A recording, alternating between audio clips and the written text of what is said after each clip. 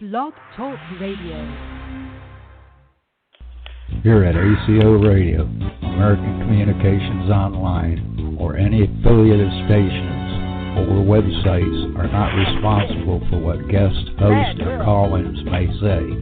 All programming is intended for informational and entertainment purposes only.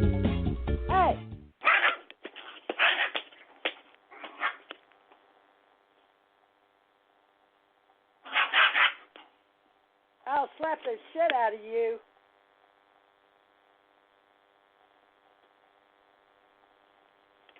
Bad girl. You better run. Run. Bad girl.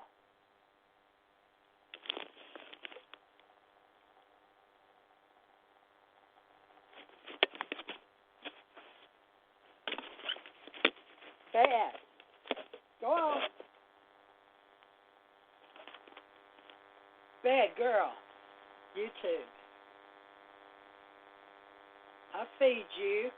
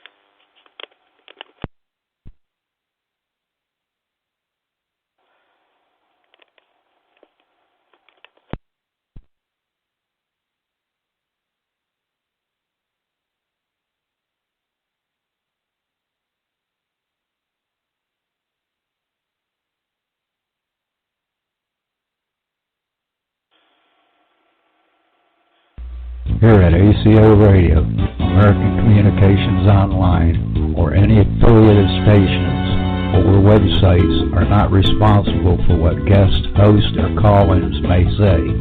All programming is intended for informational and entertainment purposes only. Hello, world. I hope you can hear me. A little technical difficulty getting started today. I'm very happy and pleased to say that MediaCom has finally come through once again and got us all hooked up, but it's touch and go now because now I was having trouble in New York with VoxNest and Blog Talk Radio getting on, not giving me all the keys. So I've cleared all my computers, and hopefully everything is going to go fine from here on. So Tommy and Janette, if you can hear me, we'll move forward here and hopefully get going. I'm not sure, I guess because of all the people at home now with COVID-19, and we're all here at home doing our shows, and remotely is sort of out of the question, but I guess remote is now home. So I just appreciate being here and hope you can hear me. I've got new equipment, new modems, new phones, and nobody seems to be here. So it could be different computers doing different things, but I found out some really strange things happening. But I guess I better get on with the show and say hello, world. Welcome all you ground troops spinning around smartly on the planet. I'll get the chat room going here, and we'll see where everybody is today. Today, Jenny Lucas has decided to join us today from Virginia. And she's between D.C. and Virginia. I guess she is a psychic by trade. And let me pull her up here because we were having trouble yesterday just talking to each other. And same thing on LinkedIn. But, you know, everything's been really busy and really strange. She's got reachjanette.com, Janette Matasia Lucas, speaker professional psychic and dowser, and a very nice website. But let me read you a little about her background. Janette's known as a working psychic with police, families, and businesses around the world. And she helps people on various projects, including those of missing persons, finding lost items, missing objects, even solving mysteries and finding treasures. In the past, she's been with producers or TV shows, and she's been a call for hire, and she's also done technical advising with her expertise in movies and documentaries, and she has some business projects she's working on. So we were going to see what we could create together. I have not been up. This is the first time I've been on her website. So we didn't really have time to even discuss who we were or what we were. It's sort of a spiritual path. And hopefully she'll be calling in here in a few minutes. She additionally worked on residential and commercial water wells, including horse farms and business owners, for treasure hunting and some military projects that hired her. So it's going to be interesting to hear what all she's found. She has some type of psychic ability. We all have gifts.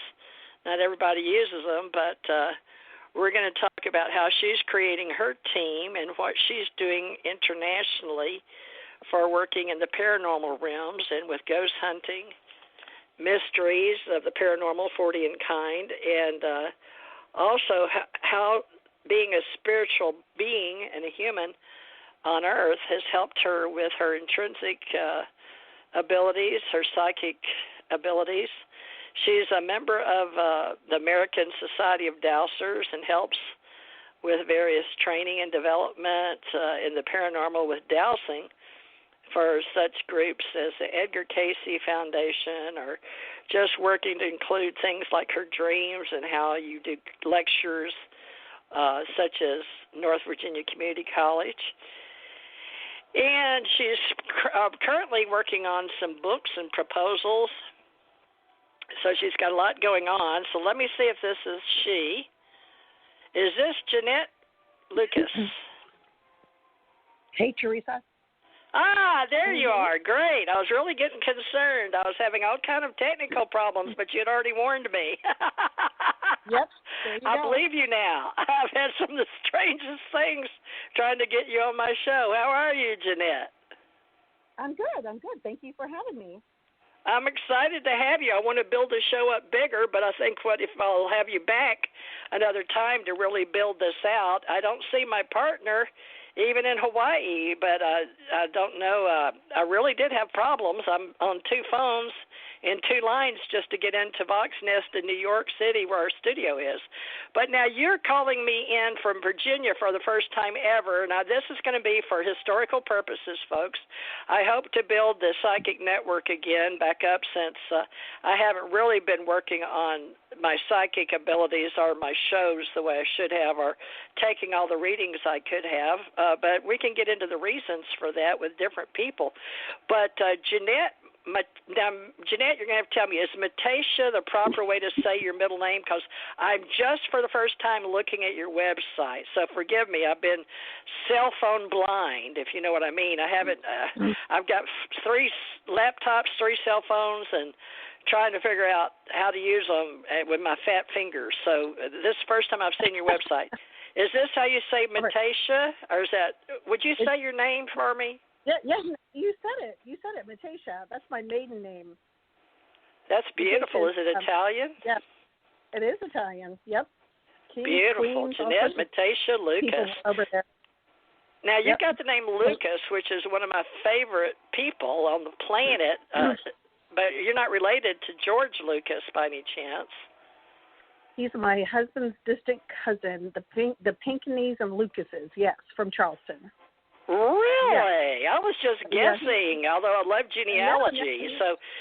Wow, I don't know if we should start with names and genealogy or do this as your life Ginette, because you've been on so many other shows already, and I didn't know that till I just, the last 15 minutes, had time to try to grab something. I couldn't even grab your pictures, but I will put you up, with your links and your name and all of that in the future for all of our future radio shows. But, Ginette, go ahead. I sort of did a little intro that I read. I hope you didn't mind. I just grabbed it off of your website, your domain. And let me tell you which one I got this one off of. It's called reachjanette.com. Is that okay? I just volunteered the information, open source. It's open source, right? It's very kind of you. Thank you. I'm very flexible. I don't get upset easily. Or she'd spit at me, maybe. Well, this is a wonderful website, and I guess you're considered a media personality. You have a Facebook, you're in social media, and I've seen that you've had some pictures up in Google, which I was trying to grab. I just wasn't fast enough with all the technical problems I was having. Although the bills are paid, so don't you hate it when the bills are paid but nothing goes right? So that was today's date with Janette Lucas, speaker, professional psychic. So let me just let you do the honors. Would you go ahead and introduce yourself any way you'd like to for our listening audience, the ones that I share on all my many social media groups and clubs and just out there for anybody out there listening, and they're all over the place. So just go ahead and tell us who you are and what you're about, Ginette, please. Sure. All right, so we'll start off from like the 1960s. My father is into the paranormal because he heard about dowsing. Can you talk a little louder? Are you at home on your cell? Can you hear me better? Yeah, it was just dropping, but okay, it could just be my phone, but go ahead. Okay, so you started off with a psychic. Right. Go ahead. Okay, can you hear me better now? Oh, lots better. Yeah, lots better. Thank you. Okay, so basically in the 1960s, my father was very interested in the paranormal because his father was dying, and he knew about the other side, near-death experiences and communicating with the other side. So he initially got started with it because his father was good friends with Bob Monroe and the Bob Monroe Institute or the Monroe Institute in Charlottesville, Virginia. Yes, I'm very familiar with that. In what is it, Hemisync? Yep. And my my grandfather used to play cards every Friday with Bob Monroe. My grandfather was in Charlottesville. I'm from Charlottesville. When they came to America, they went to Ohio, and then they went to Stanton, and then they went to Charlottesville and became full-time community members of Charlottesville, Virginia.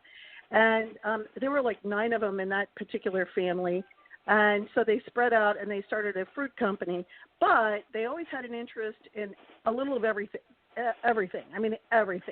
And so my father grew up with just an interest in the paranormal among photography and spirit photography, and it's just amazing. So in the 1960s, he had heard about water dowsing, and he learned about it from a man who couldn't find a pipe on the property at a business location. And it wasn't a water well, it was an actual pipe to show the survey line at a business office. And so a plumber came over and said, here, try these. And he showed him the L-rod for water dowsing and for water witching or whatever you want to call it. And so when they found the pipe, my father was just, it's a wow factor. It's got a wow factor. And so my dad took it to the next level and said, well, if we can do that, let's go ahead and try to find missing people. Let's use our dreams, combine all of the above. And so I'm getting distracted. Somebody's calling in. Sorry. So let's ignore that. So he decided to talk to his friend who was CIA. And he said, hey, you're not going to believe it, but you could take these L-rods or the pendulum for water dowsing, and you can locate booby traps and bombs for Vietnam, I bet. So my dad videotaped all that material and all the training, and some members of the Pentagon Chiefs of Staff came out to our house when I was like 7, and they got to watch it, experience it. apply it, train some of the Marines, how to douse, that kind of thing. And my dad sort of went world famous on that opportunity, and they actually applied it when they went to Vietnam. So there are pictures of men in Vietnam with the L-rod walking down the road to find booby traps and bombs.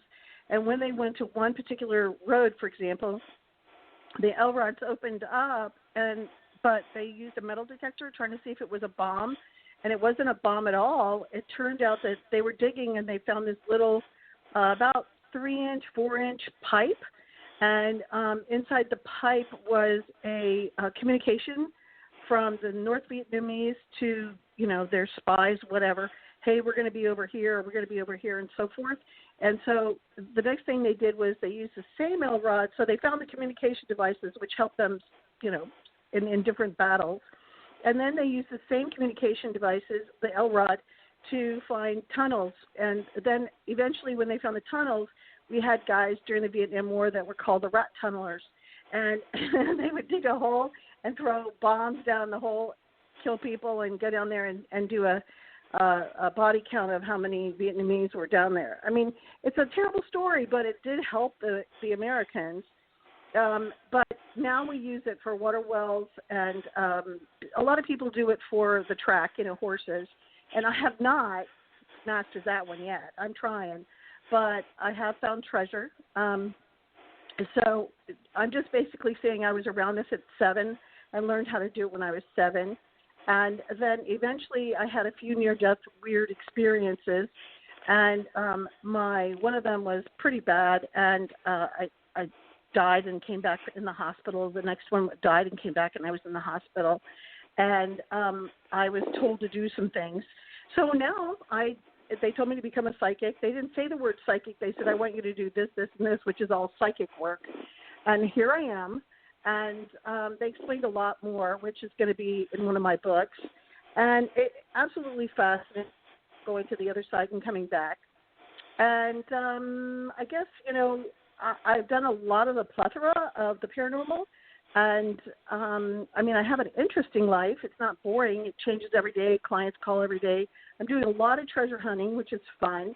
My first treasure hunt find, and then we'll wrap this up, was an Al Capone treasure that was hidden in Illinois. And my client found over 60 bars of silver. They look like bricks, and they weighed about 6 to 10 pounds. And he stole it with Ray Nitty, and Ray Nitty hid it in Illinois, and my client found it in about 45 minutes. So I used the dowsing bit and my psychic ability to pinpoint it. And on my website, reachjanette.com, there's a picture of my dad holding a bar. It looks really weird. It looks like a brick, and it's actually a bar of silver one of the bars of silver that the guys found. And it's a very fascinating story. Oh, Again, Finding Treasures under your book. I was scrolling down your website. Yeah, he's got a red something on. He's got a red scuba. Yeah, he did scuba diving. Yeah, he did scuba diving. He did canoeing. He wrote 4 books on canoeing. He wrote a book on treasure hunting. But what was interesting is that particular silver bar was one of the bars that Al Capone and Ray Nitty and his crew stole from the federal government. And I kept telling my dad, we got to turn it in, because if we turn it in, it's one hell of a story. Excuse my language. And it's just an amazing story. And it's only one of many things they stole. And it could be a great movie. Here's the story of Al Capone. Here's the story of Ray Nitty. And he used to go to this family's house in the South because he loved their pancakes. And that's where the 60 bars of silver were hidden. So, Wow, amazing. Yeah. Now, is this a photo, and then who did this artwork? Are you an artist? I'm an artist. Are you an artist, or is this someone else's painting? It used to be. What, the picture of the man? Or what? Using a gray outfit or jean maybe with all wells in the background. Let's see. It says commissioned by Louis Metacia. Okay, so Louis Metacia is my father, and he commissioned a famous artist to do some artwork about him. about his work because his work was, again, worldwide. I mean, I get calls from all over. I mean, Switzerland and the Philippines. I mean, right now I get 12 calls a year easily from the Philippines to find the general's hidden treasure overseas. And, wow. I mean, it's ridiculous. I mean, a lot of them can't afford it. They can't pay for it. They just want everything free. But every once in a while, somebody will pay me to try to find the treasure. It's a very interesting type of project to work on. Al Capone was easier. It was not booby-trapped. In the Philippines, everything's booby-trapped. In Germany, I had a client who went out, got out of his car, started using his metal detector, went to a site I sent him to, and in 7 minutes he found items from the Dark Ages. Dowsing is amazing. It just helps you pinpoint. You can use your psychic ability, but dowsing also embellishes the skills. So it's great. Well, I want to talk to you about everything and how you developed that. We've got 2 hours here to do This Is Your Life. I'm surprised Tommy's not here because he is always here on Sunday. We've been doing it 4 to 6, and I'm really surprised because he always calls me, and I haven't heard from him. So, Tommy, if you're out there, Ginette and I will just continue on. I'm sure that we can give you a copy of the show. We're in our ACO, our Ascension Center Organization, is our largest federally, our federal number Ascension Center Organization. We have ACE Folklife, Historical Society, ACE Metaphysical Institute, and a lot of our groups. And we do work with Edgar Cayce quite a lot, all those. And I've talked to some of the women about doing something down here where I live for those people that are interested. Plus, we work with MUFON, Mutual UFO Network, and we're a Society of Professional Journalists. And Jenny and I crossed each other in social media on LinkedIn, and I had no clue. I still really don't who she is, but I have to go with my guts. And she apparently felt okay with me, so I'm not sure how this is going to work, but I'm hoping we're co-creators together, Jenny. It looks like we're on the similar path. So I don't think you know much about me except what you saw maybe a little bit on LinkedIn. So we haven't shared all our websites or what all, but let's talk about how you got into all this. So are you saying that from the age 7, because I died in the 2nd grade myself and saw angels. I had hepatitis A. It was they never did figure out, the disease control in the 50s, but they took out my blood back in the day when they were just starting in 57. I remember being out and seeing Sputnik go over, but I was in the 2nd grade going to Mitchell Elementary, but I actually got hepatitis and left my body. Remember seeing the angels come to the top of the room, and I knew from then on I was going to be okay. And then they commissioned me to go out to Los Alamos and White Sands, and at that age, and I had found out my uncles worked in the UFO business out there, but it's a really strange path for a little girl. So can you go back? Did you say that your first near-death was at 7, or just your father got you interested in dowsing at 7? Let's do your life from back when you were little, when you started developing skills. Sure. I learned about the dowsing at 7, but I did have a near-death at 7. I still have the scar from it. I was running from the babysitter and got sliced up in the head with barbed wire, barbed wire. And my babysitter put me to bed all bloody and everything. And, I was laying there crying how painful it was.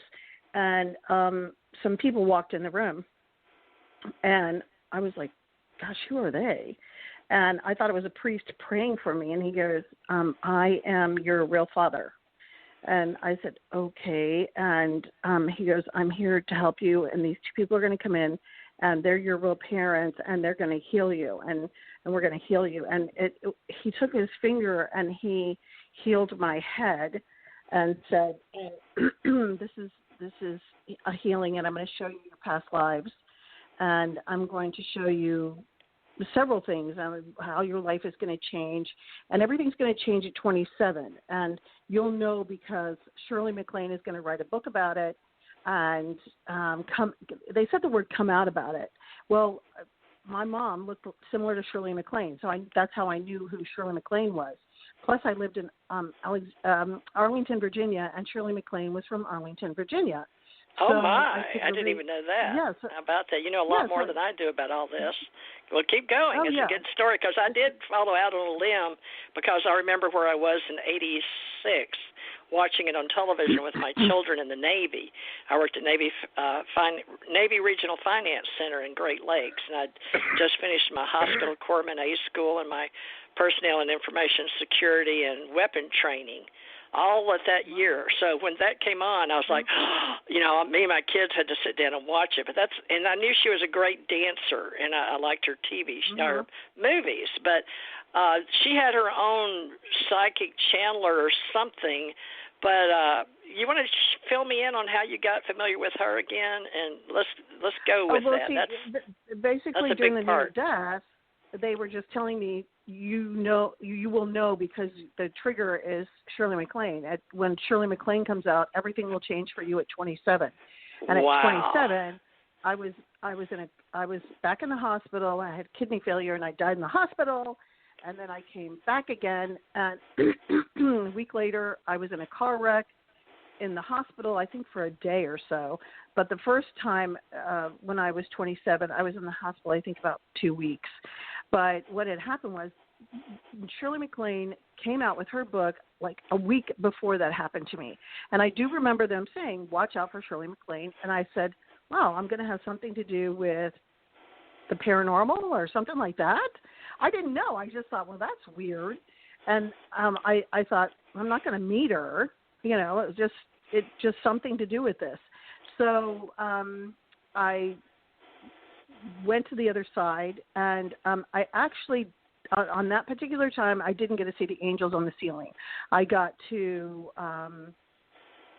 I guess I was out of my body because I died, and I got to walk in an area that looked like fog, and suddenly I was upstairs in the heavens, and I was surrounded by people that said they were my relatives from previous lives.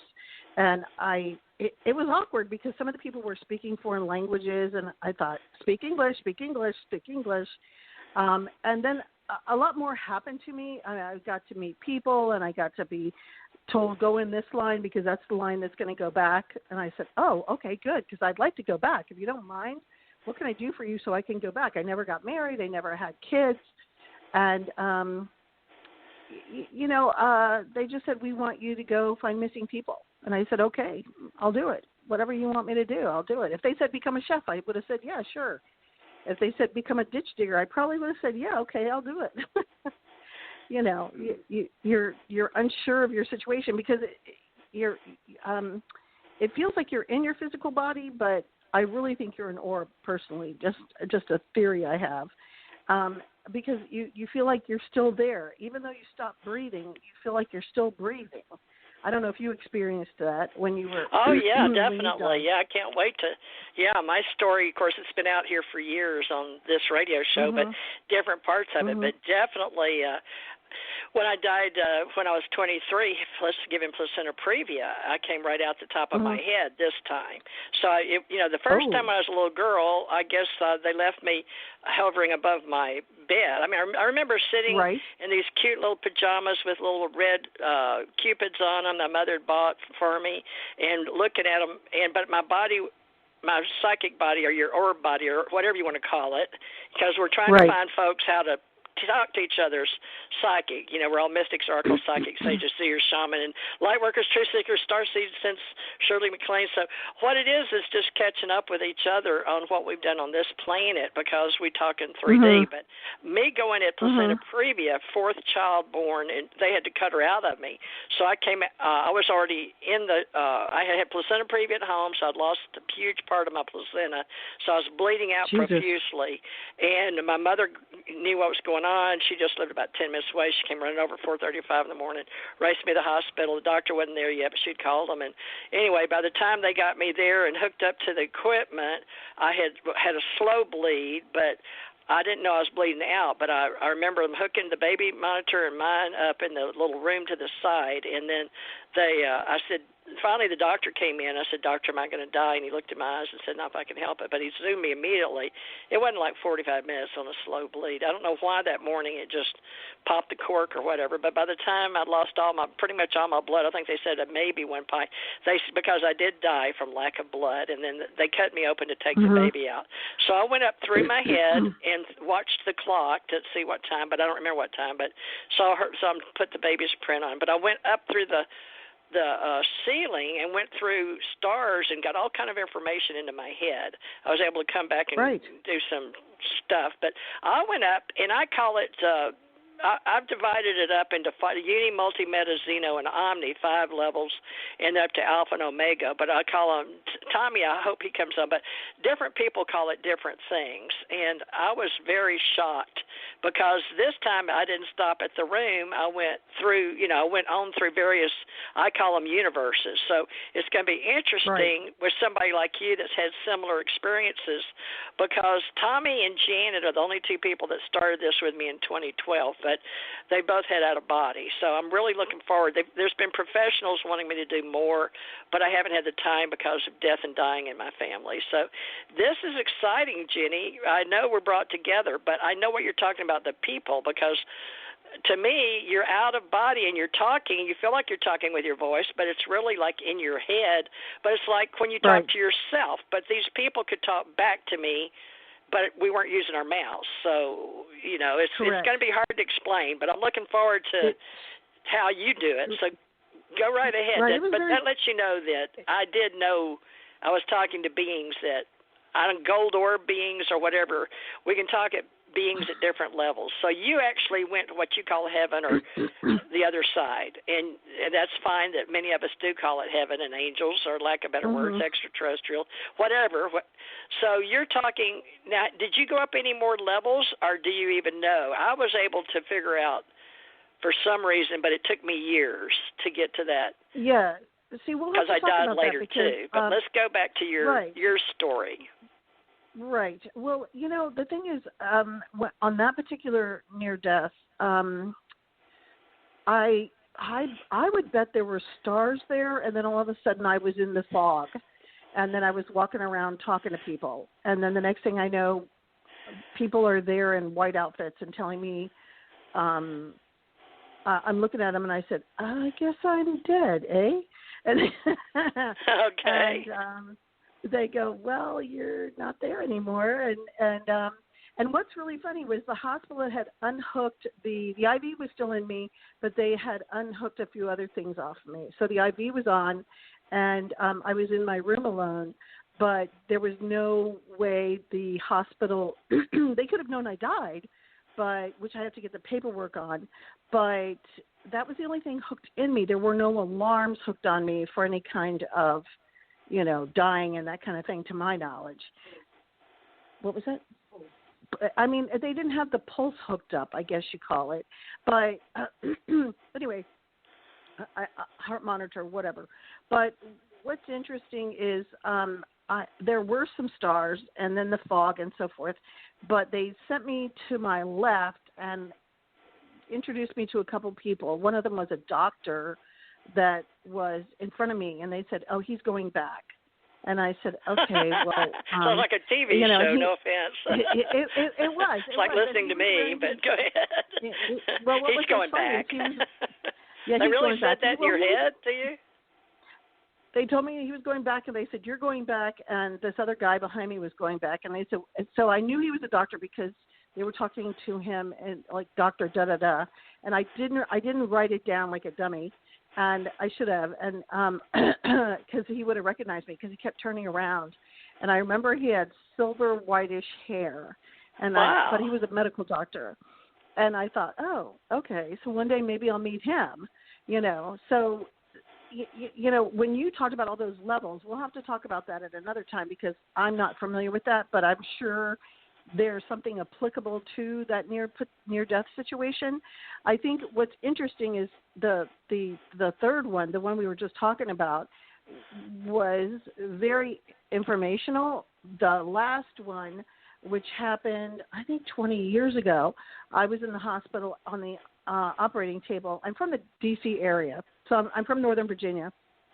but I'm from Charlottesville, so, both areas. But what was interesting is I was in D.C. at Sibley Hospital, and the tech was stealing the anesthesia.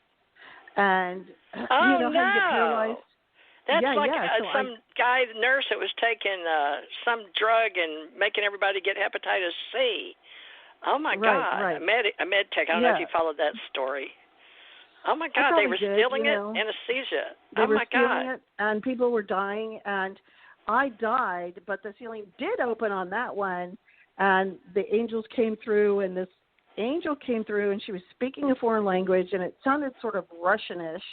And at the same time, some fantastic music was coming through, and she was screaming upstairs like she was talking to God. She goes, I need some help. And down flies down these, I guess they look like angels, but they were very different looking. It's sort of scary at first. And then they transformed, and they looked like all blonde angels. And they were all in white, and they just flew down. I mean, like, zippity-doo-dah quick, just from left to right. It was like, boom, automatically there. And I had the one that came first was on my right shoulder. Then I had like 8 finally, or 9 on the body, pushing me back into my body, because I remember raising above my body on the operating table, because I had a 20-pound tumor they were taking out. And I guess the tumor job was too hard to take, so a second doctor was called in, and I had tears coming down my face, and I remember the nurse saying, why does she have tears? Because I was crying because I could feel the pain of them cutting me open and taking out the freaking tumor. Gosh. And I sort of blew it off, because eventually I guess I got some more anesthesia, and they rolled me in my room and gave me some more painkillers. And the doctor came in, and he said to me, Janette, you died on the operating table. Are you okay? And I said, yeah, I'm fine. And he said, are you going to sue us, or what's going to happen here? Because I need to get lawyers. I said, no, you saved my life. Why would I sue you? And then, stupidly, 10 years later, I saw an article in the newspaper about how the anesthesiologist got caught, and that was the same exact time when I was in the hospital at Sibley Hospital. And I just thought, oh, my God, I guess I could have sued, because I actually died. And he had told me I flatlined. And, it was just one of those things. It's a lot more complicated than I'm telling you. I think what was interesting to me was that the beautiful music came down. My psychic abilities became stronger. They grew in a more, I don't know the word I want to use, more of a sensitivity, higher sensitivity. And then, of course, it happened when I first got married. And then I guess 10 years later, I'm now known for the Kaylee Anthony case. And a lot of people don't know, I also did the Chandra Levy case and like 25 others. And I didn't go public on most of them because, I had young girls and daughters, and I just didn't want to deal with too much publicity. So now I just get the publicity. It is what it is. And interesting. And now, and I didn't know about any of that, except I mentioned something. I saw Kaylee Anthony on, I think it was LinkedIn. I think that's on. You know how you have friends, and I don't know if we were already friends or if we just happened to be friends, or you were suggested or I suggested, but I don't even know how we got together. But I'm excited because I saw the name Kaylee. It's Kaylee Anthony, isn't it? It is. Mm-hmm. And that was. You should tell me your story. Yeah. Well, I want to tell you mine, but I guess we can both do it here. I was very strangely. How can I say this? I was working on a case with Kentucky, and the state was we didn't have in Kentucky yet the private investigator's license. So I had one through Birmingham in Alabama, and I had worked in law enforcement criminal justice and as a investigator or paralegal in Houston. So I was trying to get this to follow from Texas to Houston to New York, and then back down to where I was in Kentucky. But I'd already driven a truck for 8 years. I had clearances in the government and then driving a big truck because I could go on bases that other people couldn't. So I thought it'd be relatively familiar, but Kentucky didn't have one, so I had to go back through the process. And so I met a gentleman there, and it was during that time, and then a gentleman that was doing UFO business, I guess they wouldn't ever tell me his name, but I know who he is now, but he was I think he's retired now in Canada, but he was interested in me, had people approach me about my stories. So people were getting my stories from me, but I didn't have any publicity or websites or anything like that. I had, prior to in the government, J. Allen Hynek, which was in the UFO business, had gotten in touch with me and flown on a plane with me, and then he died, and I haven't talked to his secretary or a girl that had moved out, but we were supposed to all work together. So it's a really strange thing that things all came up with this back then in 80s, and I was embarrassed to talk about, but Kaylee came to see me, and I guess she had already passed over. So I'm putting all this together, but I haven't professionally put all the threads in my Woman in Black story yet, but it's coming. So you're a part of that, Jenny, because I want to know intelligently how we can speak to each other of individuals that are as real as any police officer, uniform I've worn, military, otherwise, are being spiritual and being a minister and believing in spirit afterwards too. But scientifically, it's really hard to talk about. So Kaylee coming to me was sort of hard because I had a granddaughter named Kaylee, and so I didn't know what the connection was. But my mother saw something on the news or something. I was walking in and out of her house, and Stanton Friedman was involved, and this guy from Kentucky. There was a whole bunch of things going on with police officers getting, law enforcement, investigators in Kentucky, and then getting on television shows, and I had ABC producers trying to get me for something.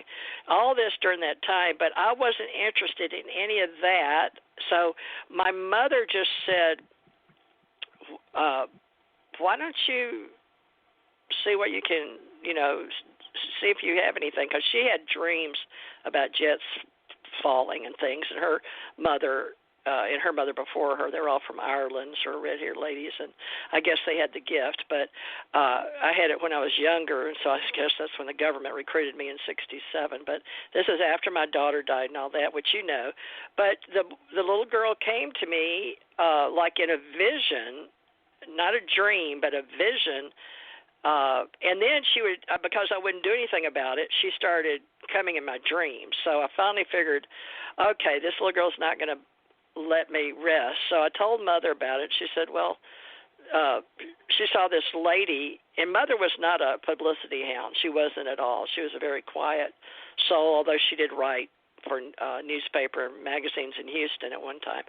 But she was already retired. But she said, well, why don't you, that lady, we were in a little Beaver Dam Cafe, and she saw the lady and showed me Nancy Summit. But I wasn't up on all this. My mother was on Facebook, but I was very busy.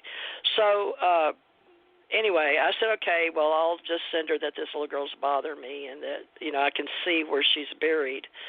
So I sent it to her, but I didn't follow the stories afterwards until way later on.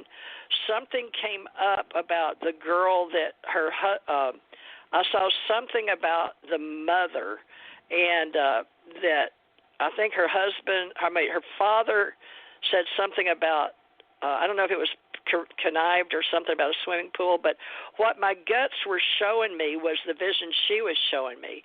So I told Mother that, well, she was dead, and she said, but how do you know that? I said, well, whatever this is about, you mentioned Kaylee, my granddaughter, your granddaughter, and that feeling you got in the film, and you said, why don't I see? I said, so now I'm having dreams. I don't know if you put her in my head or she did, but now she's come to me. And I don't know if it's the empathic for my own, but that's what I related it to, was I had recently had a little granddaughter. She's about 13 or 14 now, but Kaylee and a granddaughter, so there was an empathic thread.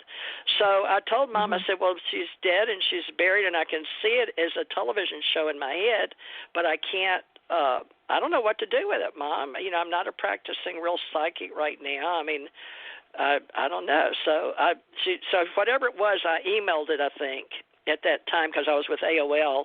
Mother had got me on Facebook with AOL, so I sent it to, but nothing ever came of it. So I remember seeing her like on the news one night on a TV where she was talking to a glass to her mother and dad, so I have that memory.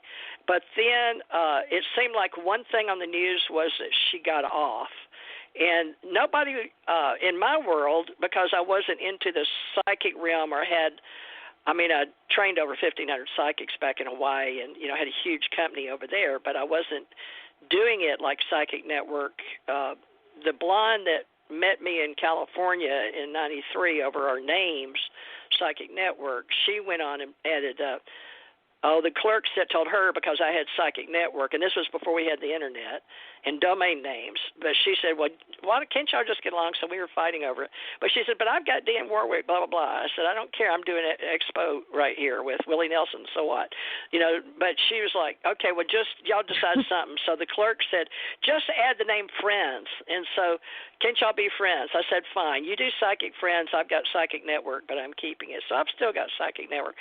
She did Psychic Friends, made billions of dollars, and I went on doing me. But this thing with Kaylee was the one thing that stuck in my craw, because I didn't know. Michael Jackson came to me when he died, same thing. So I do realize I can see dead people, but they're really not dead, because I believe in immortality, having death and dying. But I didn't know that people would really bug you. So it was sort of like Ghost. So that's my story. So now tell me your story, because you had a Kaylee Anthony, what was it, a vision, a premonition? I had vision and dream. What do you have? Okay, so I'm on sort of a deadline because I got to drive up to D.C. in just a few minutes. So I'm going to tell you real quick. Yeah, no, the trains are having problems because of Eta, the hurricane or storm. And my husband is a train driver for Amtrak. So I got to go get him in D.C. So let me just tell you what happened, so that so that your listeners okay, we'll do this part, say, folks, and then I'll answer your calls. A lot of them are showing up for psychic readings. They always do, but go ahead. Oh, yeah, it's always fun to attack those. Let's do that, too. So I'll just tell you stuff, and then we'll attack a few phone calls. So, because I just love doing that. So, I got a phone call from a man who approached my father to locate missing people. My father doesn't do it. He told the man he didn't do it. And the man called me, and the man said, can you train me? And I said, yeah, sure. But I got to tell you, some people are just not trainable, and he was one of those. So he called me and said, look, there's this missing girl. Can you help me? And he introduced me to Dominic Casey on the phone and so forth. But what had happened in the beginning was I got a vision and a vision and a vision and a vision, and I said, okay, so she's down the street from the house, but you go to this corner house and go behind the house, and that's where she is, in the back of the house, in the back. And what happened was I said, the weeds are really high. It's a foreclosure. I said, you can't miss it. And this was in May or June, whenever the kid went missing. And they were like, that can't be. She's alive. She's alive. I said, you know what? We all want them to all be alive, but it doesn't always happen. And I said, so I kept telling them, she's not on the street corner, sitting there saying, come get me, you dummy. And I said, we do have tragedies, and period. I mean, it just is what it is. And so I worked with those two guys. I told them the information. They didn't want to hear it. And so I guess Dominic kept being in the news about everything. And I said, listen, you guys, they kept calling me periodically. And I said, send me something of the little girls so I can touch it and double check the visions. And if the visions are the same, then the item is just reconfirming it's the same. The consistency is there. So let's say something's missing and I say, oh, go buy this and stand there, and the picture or the vision is the same. It's like a postcard to me. And I said, well, I got the item. It was a teddy bear in the mail.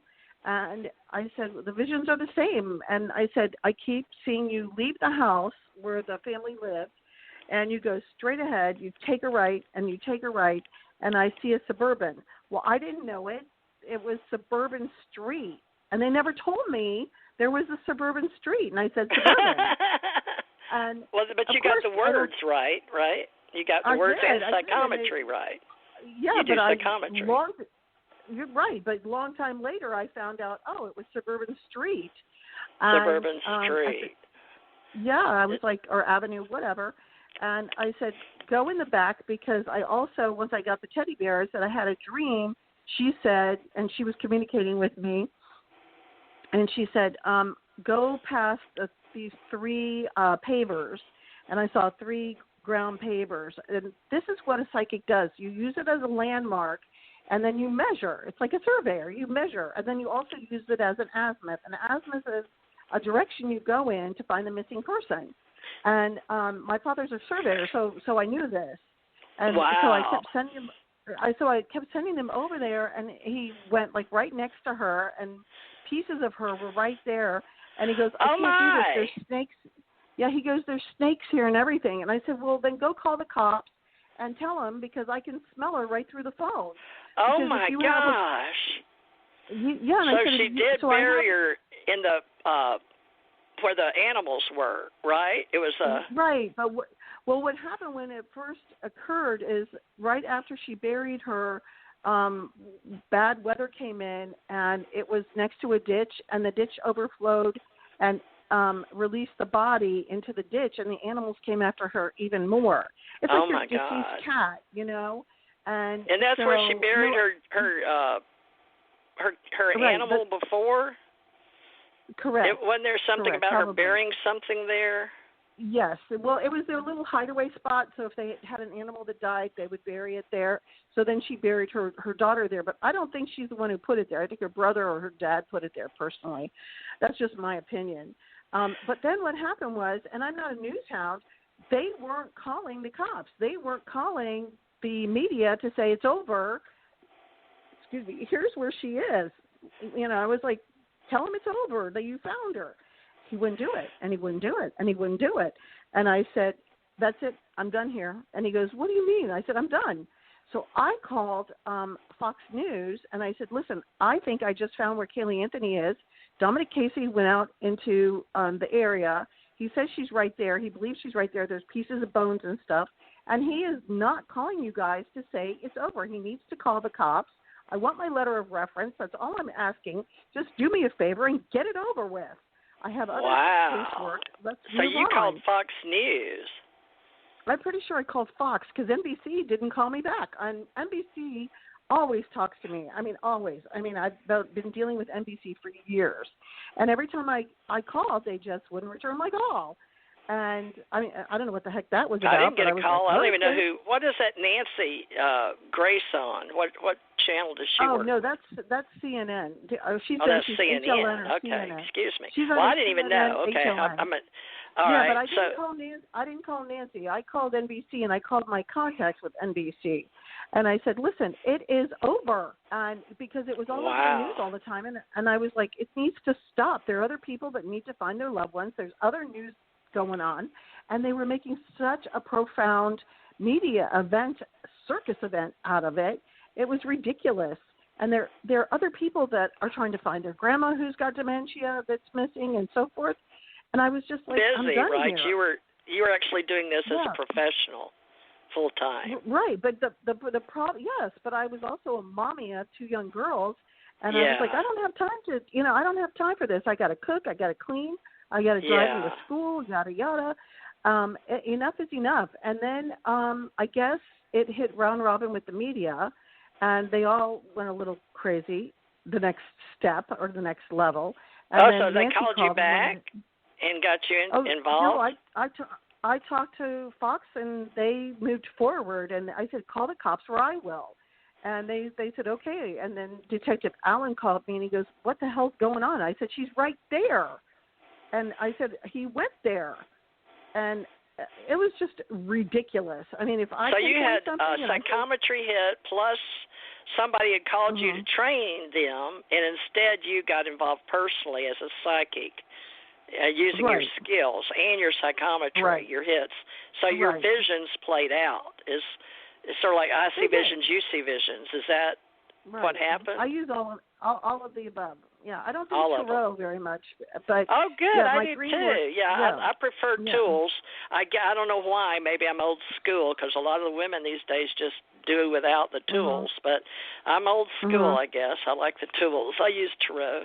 Well, good. I've done psychometry at some of the psychic, fairs and psychic bookstores I used to work at in Hawaii. Well, that's good to know. But how did you get, so this was interesting that you put that, but that's because I guess that's how people knew your name Janette, right, was because of the Kaylee. That sort of put you on the metaphysical map or the spiritual or with television shows, or what happened exactly? No, they never called me. You know what happened, which was hilarious, was during the Kaylee Anthony case, everybody had my old telephone number on the Internet. And this poor woman got like 2,000 calls, and they called her house, and I called her and said, hey, listen, I was just in the news. Please give them my name and number. And she goes, hell no, I'm not giving them your name and number. I want you guys to stop calling me. And I said, well, give them my name and number, and they'll stop calling you. Oh, my name goodness. And number. And they couldn't reach me, and they did all these things without me. And I was like, okay, God has a plan. Don't worry about it. And the next thing you know, the two guys, Casey, Luke Phillips and Dominic Casey, were saying nasty stuff about me, saying, oh, I said she was in Puerto Rico. I said, no, you guys came to me and said, let's tell people she's in Puerto Rico so we can get, meaning they could get a free trip to Puerto Rico. And I said, goodness. No, I'm not going to, I'm not going to do that. And they said, because then they started. You saw them right there, close to her home. Yeah, I stopped them. Oh, yeah, they go, oh, no, we think that, a drug mule took her to Puerto Rico to use her for, ransom. I said, she's deceased and down the street. Stop. And I said, it has something to do with this other family, and I don't know why. And then it turned out that was her best friend's house, in the backyard, in the back of the yard. You know how you have a house with a quarter of an acre, and then you go back 2 more acres, like another acre, and that's where the body was. And it Not was very on far at Suburban all. Street. No, but the papers were there, and that was the landmark, and that's why you see Dominic Casey. I said, if I'm wrong and she's not right next to the house, she could have been buried there, because I said, I think they moved her, but I think she was buried in the garden and then moved back in the back of the house. And I said, but this house is just so prevalent, it's too easy. And he finally went out and gave it a shot. But, he got shot in the foot because basically he tries to get involved with these high-end cases. He's not a PI. He is a PI under the auspices of a lawyer. I'm a former PI. I mean, people will say all sorts of crap about me on the Internet, but I am a former PI. And so I went to PI school to see if that would complement my psychic work.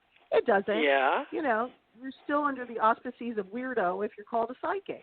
I noticed. I hate the word, but unfortunately people, they use that for entertainment purposes, but at the same time, if you don't use it, nobody can find you anyway. So it's just a thing that sticks. I've got a lot of other names I use, but it doesn't matter because I wasn't wanting to be doing the work, really. So I'm just getting back with 8 years doing radio shows and helping people, but I'm glad that you and I crossed paths and that it was Kaylee that brought us together. And we named my granddaughter Kaylee with a K, K-A-L-I, like Kali, the goddess of Chaos, India. Cute. But Kaylee with K-A-Y-L-E-E. I've got a couple of nieces named the same thing. So it was very odd that was a popular name at that particular time when people pick certain names, which I love synchronicities.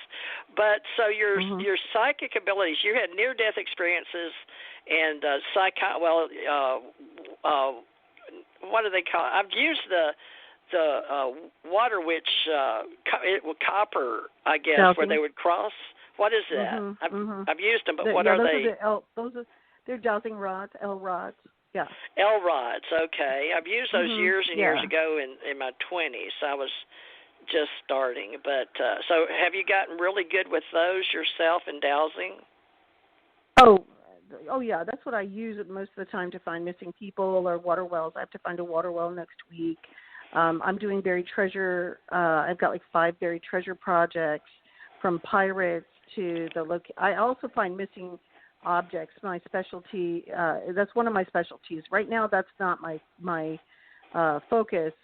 People can look me up in the Smithsonian Magazine. I found 2 missing objects for a journalist who wrote an article about dowsing. And that was in the 1998 Smithsonian Magazine January issue. And I was the only one to find the missing objects. You have some credentials, girl. Oh, I do. I'm in books, Reader's Digest books on the paranormal, and I mean the list goes on and on and on and on, But anyway, so I've got to go. But I would love to help you with any of your callers in really quick, and then I'll go if you want to take a couple real quick. Okay, sure, yeah, folks. We appreciate you calling in and hanging in there. Anybody that wanted to talk to Jenny, Tommy, and Suzanne aren't here today. 214, you're live and on the air with TJ and Jenny. How are you today? Can you hear me? Yes, I can. Hi, how are you? Are you calling in for a reading, or did you want to ask Janette a question? Or I've got three people behind you. She can't stay very long, but let's get to know Janette today, and I'll do readings during the week too. But just tell us your name and where you're calling from, and direct your question or answer or whatever to Janette, if you don't mind. Well, I didn't have a particular question. I just wanted to see if you can give me a general reading. And my name is Liz from Dallas. Liz from Dallas. Oh. Janette, do you want to pull your tarot, or you want me to, or what's up? This is our first time, folks, working together. So live on the air, Janette. I don't have time to do that. I do have time to do questions. So because a reading takes, time. Normally I would, but I'm limited. I got to rush off to D.C. So if you want to work out a reading time with her, do that, please. And then let's just talk to people who might have a quick question. Do you have a quick question at all? Yeah, let's talk about my marriage. I was thinking about possibly eventually getting a divorce. I don't know what decision to make with that. Okay, so, all right, so you're thinking about it? I mean, so here's my deal. Is your husband is turning his back to you, which is A, he's ignoring you, and B, he's facing west, which means to me if you do divorce, he's going to move away at a distance. And so you got to be careful because financially, do you lean on him a lot for all your money? Yes, I do. Ooh. Okay, because you can't. I don't think you'll be able to count on him. You'll have to go get HUD housing. You're going to have to make a plan. So you don't just go out and say, I'm going to have a divorce. You go out and you get HUD housing, and you talk to social services. Do you have children? Yes. Okay. Oh my. So you need to make a plan before you jump, before you leap, because maps are very important. You got to know where to go, right? You got to have that map. Yeah, you've got to make a plan because this guy will just cut you off really fast. And you know what? I'm totally fine with you divorcing him, but I got to tell you, when a man turns his back to a woman, that means he's not going to help you. So you're on your own, and if you don't have college behind you, it's time to go back to school. And hospitals are so desperate for nurses. In every category, you may want to go find out what grants are available for going back to school for nursing, because they make really good money, and they will pay for your schooling. And sometimes they pay for your daycare and so forth. But you better map out a plan, okay? Okay. Good job. And I got the Ace of Pentacles for you in the night on a white horse. So I'm sure there's another gentleman that will be coming to you in the near future. So stay tuned and call us back during the week. Thank you. All right, let's do 520. Let me make sure I've got you on. Let's see. I didn't cut you off, did I, Jenny? You still here? No, I'm here. You're hear me coughing. I'm still here. Okay. Yeah, I always have a lot of calls, but let me get this one. I can do some after you leave. 520. Hi, can you hear me? This is TJ. Oh, my God. Yes. Hi. Hi. Hi, who is this?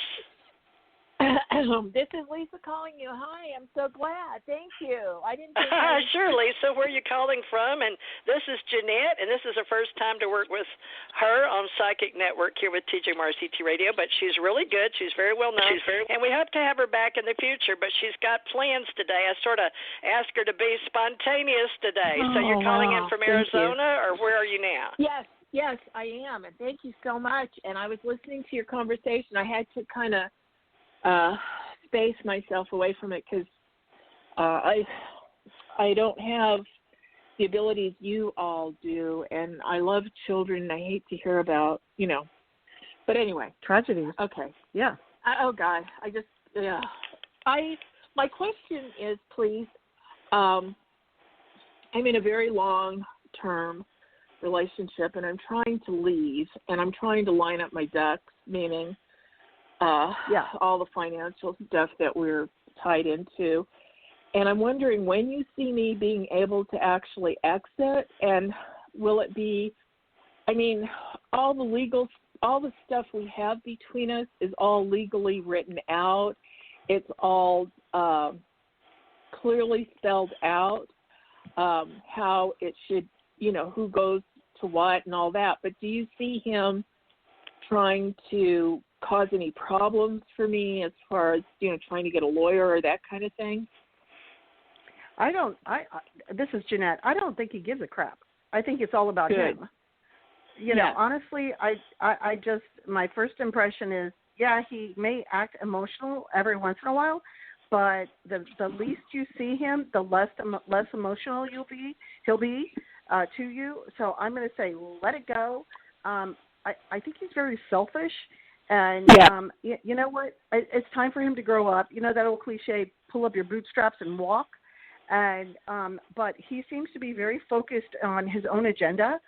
And I'm not saying he's a bad guy. I'm saying that he has another plan, and he seems to be indifferent. So if this is a divorce, I don't think it's even going to bug him. You cannot share your private life with him whatsoever. For any particular reason, no, but I just don't think it's a good idea. It's called filtering. Don't share it. Don't do it, period. And is your family – there's also a problem with a family member. Is your father or brother really pissed at him? Oh, I don't know. But so you don't see him trying to get a lawyer or trying to get representation against me, then? No, I've got cards for sort of a rainbow spiritual watch over you. And also, there is something about I don't know, Ginette, how you feel about this in the tarot, but it's like somebody watching over her like in the church, but it's like a Five of Pentacles. Do you get a hit off of any of that meaning, Ginette? All I'm saying is that I think that this is a perfect time for you, and if somebody else is watching out for you, the moon is changing again on the 18th.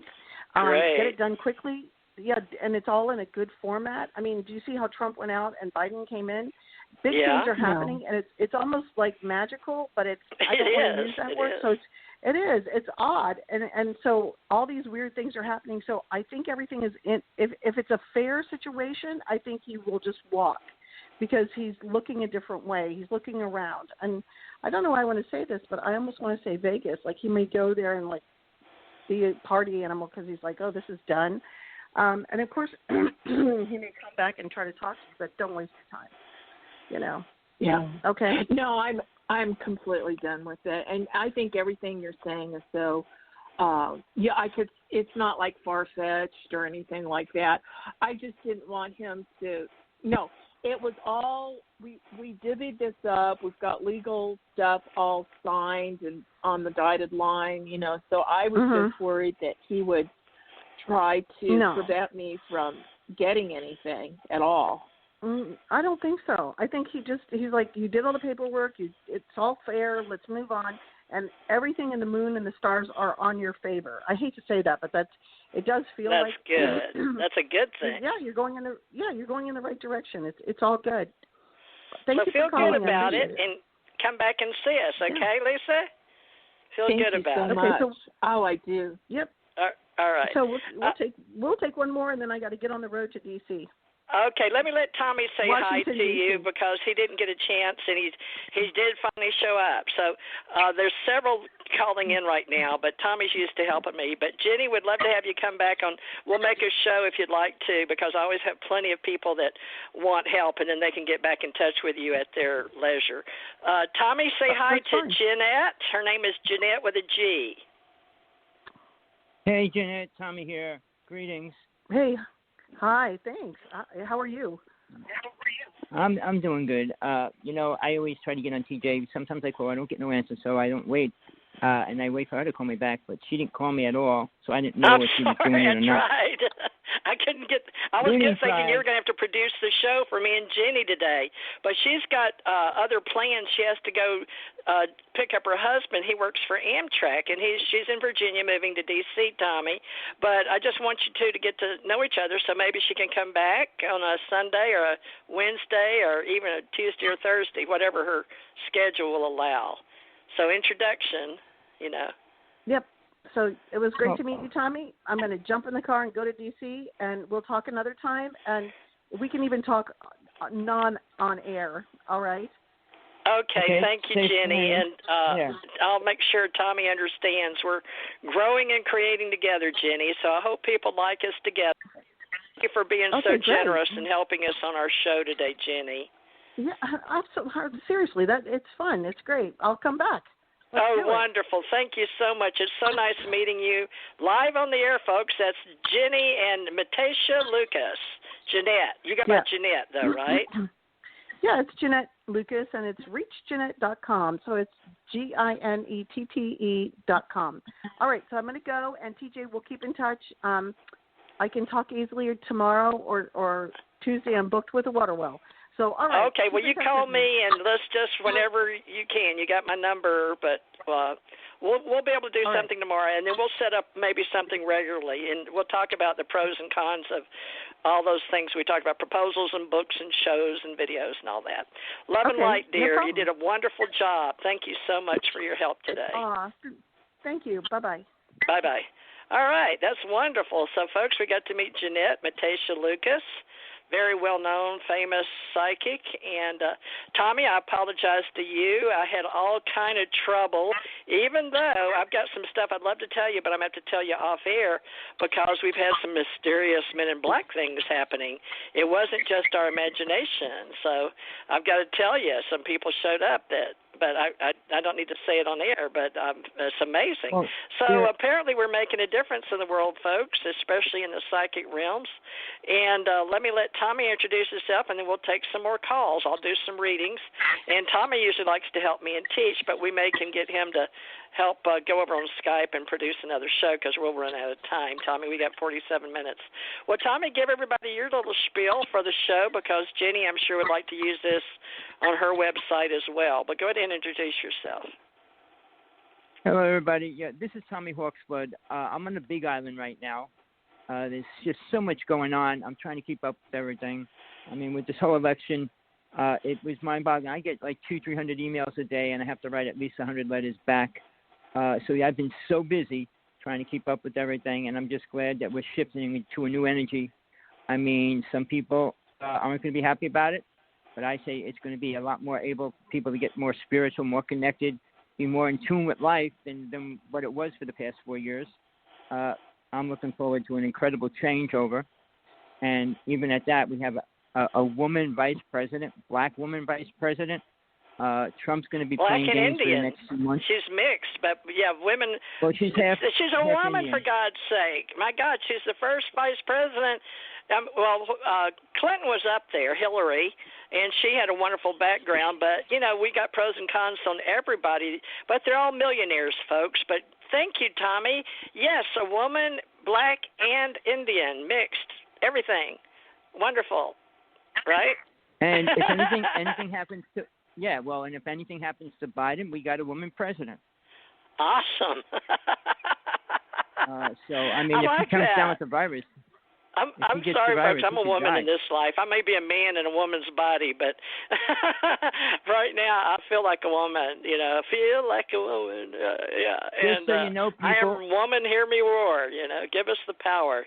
What, Tommy? There's a lot of things happening now. Anything about the virus, if you try to put any stories or any truth about it, you'll be in trouble.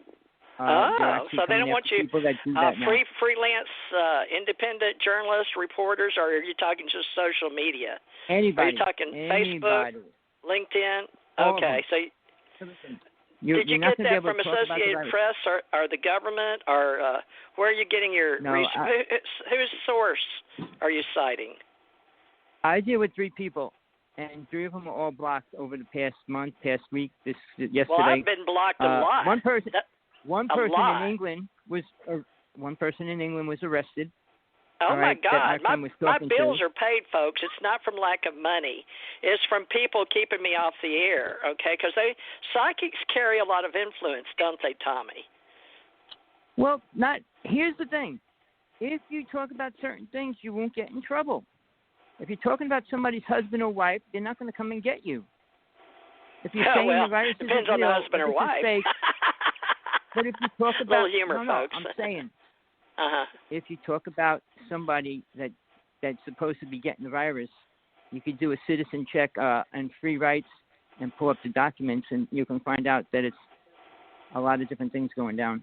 All right, so we should mention, folks, seriously, that we do all things allowed by law, and we are a professional company, but Tommy and I represent Ascension Center Organization. We're bona fide Universal Life Ministers, registered with Modesto, California, in case you're interested. Plus, I'm registered here in Florida, and he's registered in Hawaii, but we've also been working together for Ascension Age for as long as he and I have had souls, for a few billion years, but you got to believe in that stuff. So we formed our own faith for metaphysicians, and it's very hard because Tommy likes the word witch, and he had a coven, and yet he's made a covenant with God to serve God as have I, so we serve God, and with a big G, and so we're doing everything we can to be of service health-wise, but we have to watch how we say things. So Tommy's just talking about the pandemic we're involved in the world. So, yes, be very careful on our shows today how we talk about what he said. Because I'm still on the show right now. But I had trouble getting oh, my God, Tommy, they wouldn't give me my buttons. And I've had people out here and turning – and Tommy, you know, you were accusing me, saying, well, if you ever work for the government, why do you have so much trouble with the phone? I mean, Tommy, you're getting pretty hard on me. We're ministers, but you were getting downright 3D on me. You know what I'm saying? It's not my fault. The men came out, and some of them apparently were men in black, literally. But go ahead and talk for a minute because I've got to answer the door. Okay, Tommy? Folks, stand by. We'll get you in just a minute. I've got to go answer the door, and I'm on a different – okay. Oh, gosh. Tommy, go ahead. I'll try to see if I can mute. Here in Hawaii, we have so many things going on. No more what's happening right now. And no doing it. We have two people here, the twins, third phase of Moon. They got a couple sites up, and they put every video up every day of UFOs and sightings from around the world. And there's just so much happening. And if you want to see some things, it's a good site to check out because they've been putting all kinds of videos up. None of them are provable. Basically, a lot of things are not provable. But, I mean, when you see them and watch them, you can do whatever you want with the video and see it, tear it apart. And then you can decide if it's real or not. But when I go outside at nighttime, I got 3 people in the neighborhood that I tell. And one of them bought a laser from me. They're all watching the sky now. They're all seeing incredible things happen every night. So it's not like a strange thing or it's like a once-in-a-lifetime thing. Here in Hawaii, if you go out and the sky is clear, you're going to see something outrageous.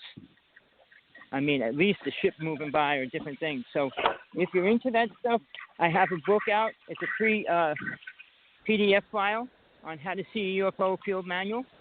If you never saw a UFO, if you want to see a UFO or you want techniques to work with that will help you see it for sure, just email me, text me, hawksblood1@aol.com. It's about 200 pages, and I go into every aspect of it. I explain a couple of things like why would you want to see a UFO and things like that. But people create things, and we just hear about it. And what people don't know is where people really stand, like Trump, where he really stands on that, what's really happening in the world, the UFO world. People need to know. It's that time where it's going to be exposed greatly this coming year. Everything's coming out, and I'm saying a lot of good and bad things. Tommy, is that you making all the noise, or do I have other people on? It's an awful lot of noise on I don't know. Can you hear it? Somebody's somebody washing dishes. Doing dishes. Right.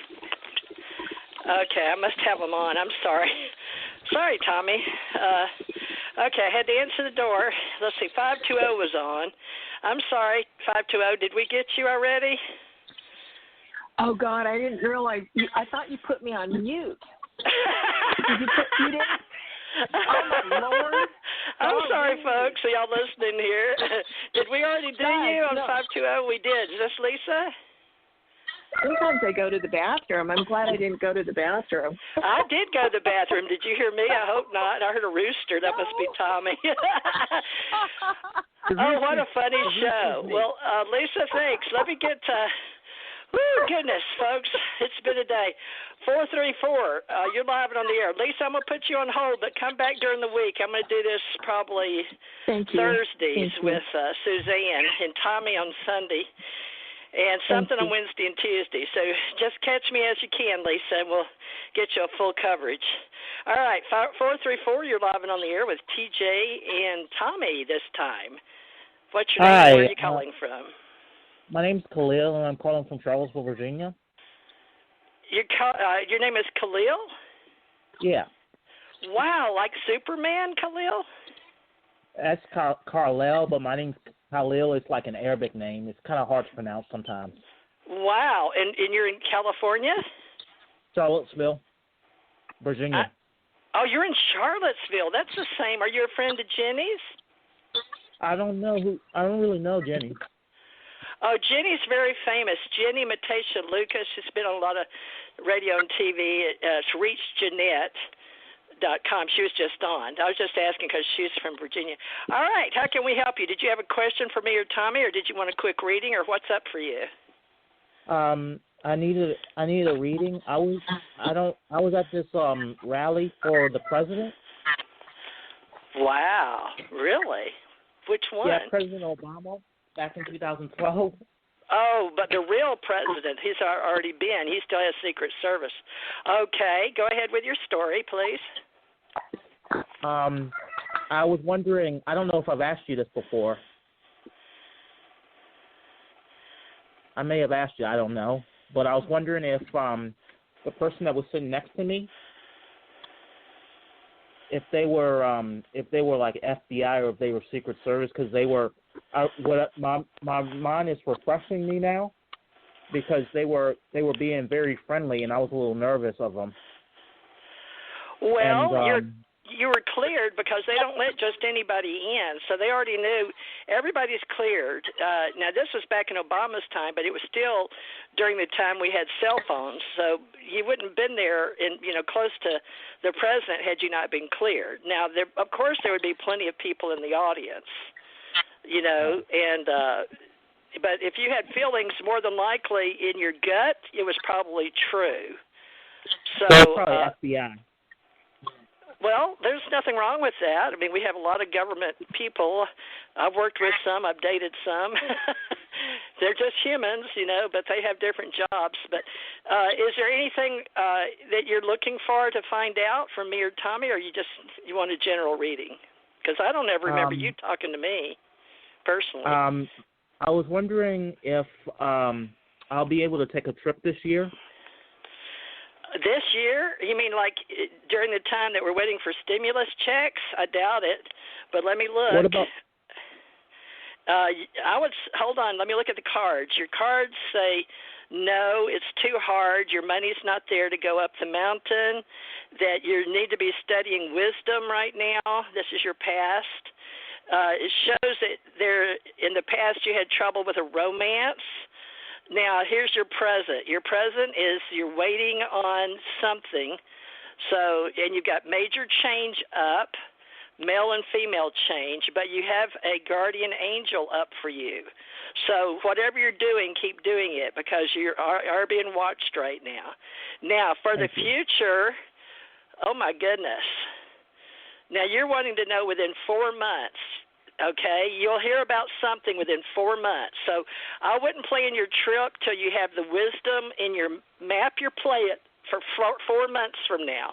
Now, you're asking on a, entertainment show for psychics, but Tommy and I believe in what we do. We both died.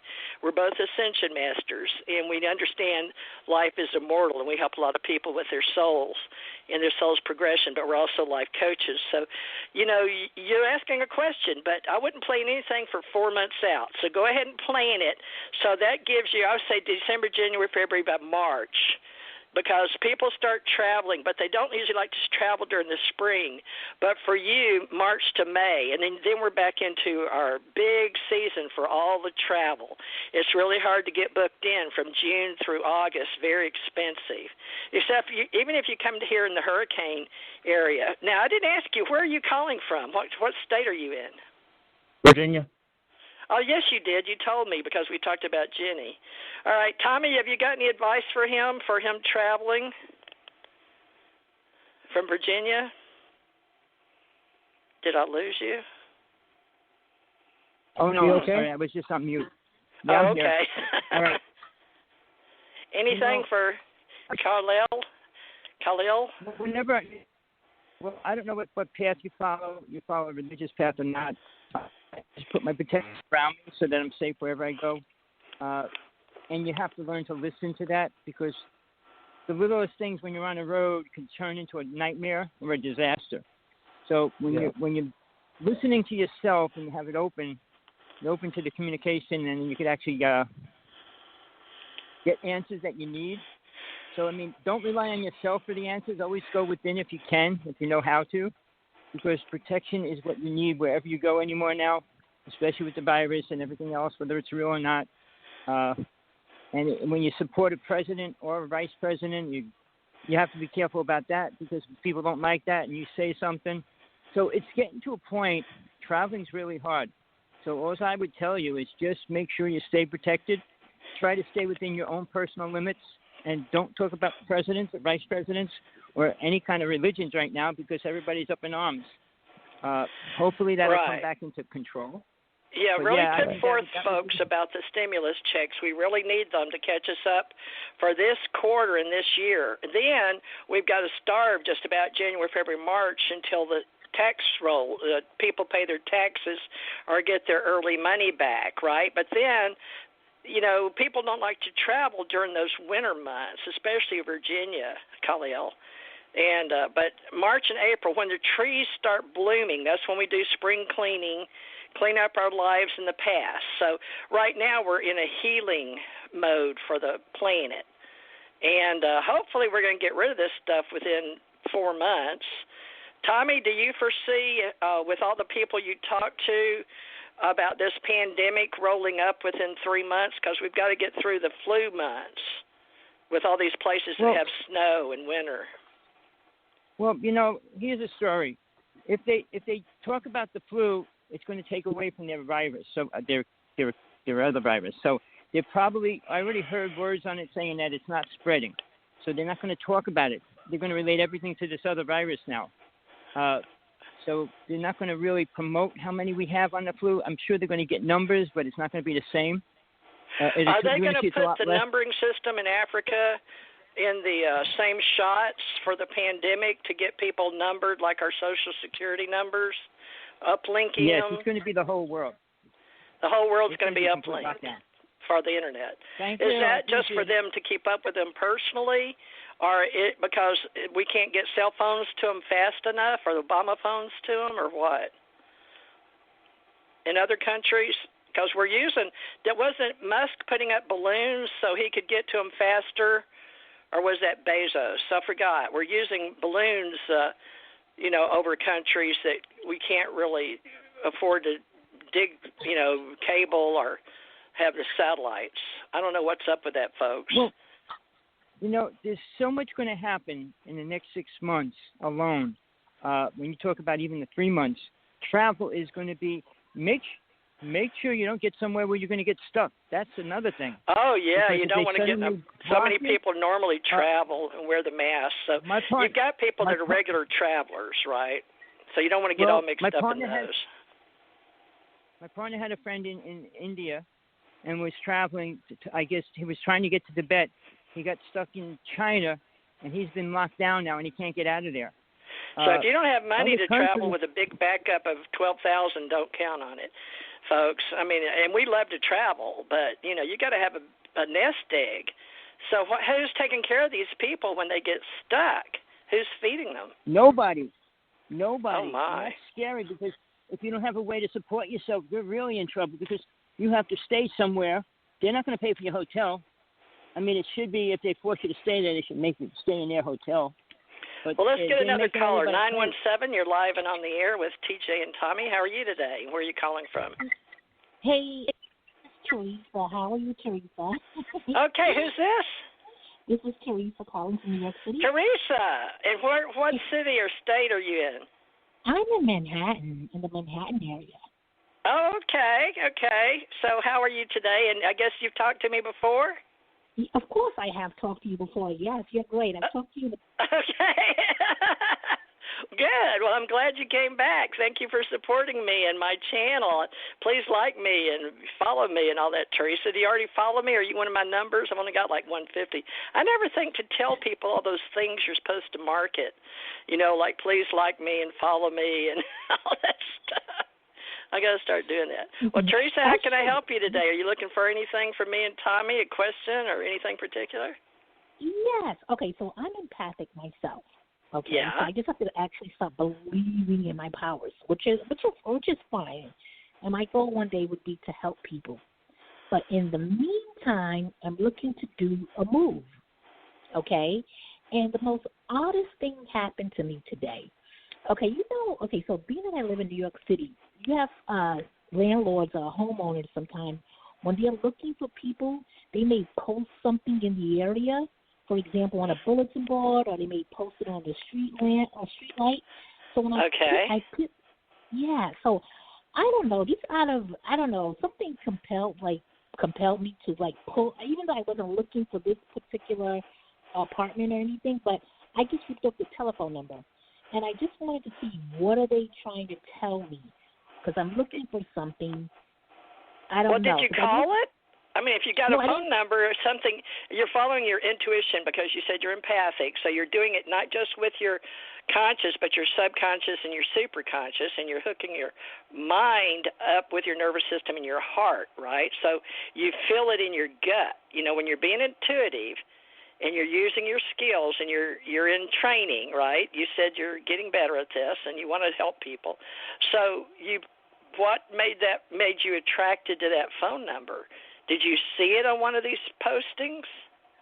You know, one time I called into Blog Talk Radio, and a lady told me, she told me to, when I start looking for a place, even look like on bulletin boards, or just keep looking if you don't find anything online. So I don't know. I just picked it up, although I'm not moving in that particular area, but I just grabbed it.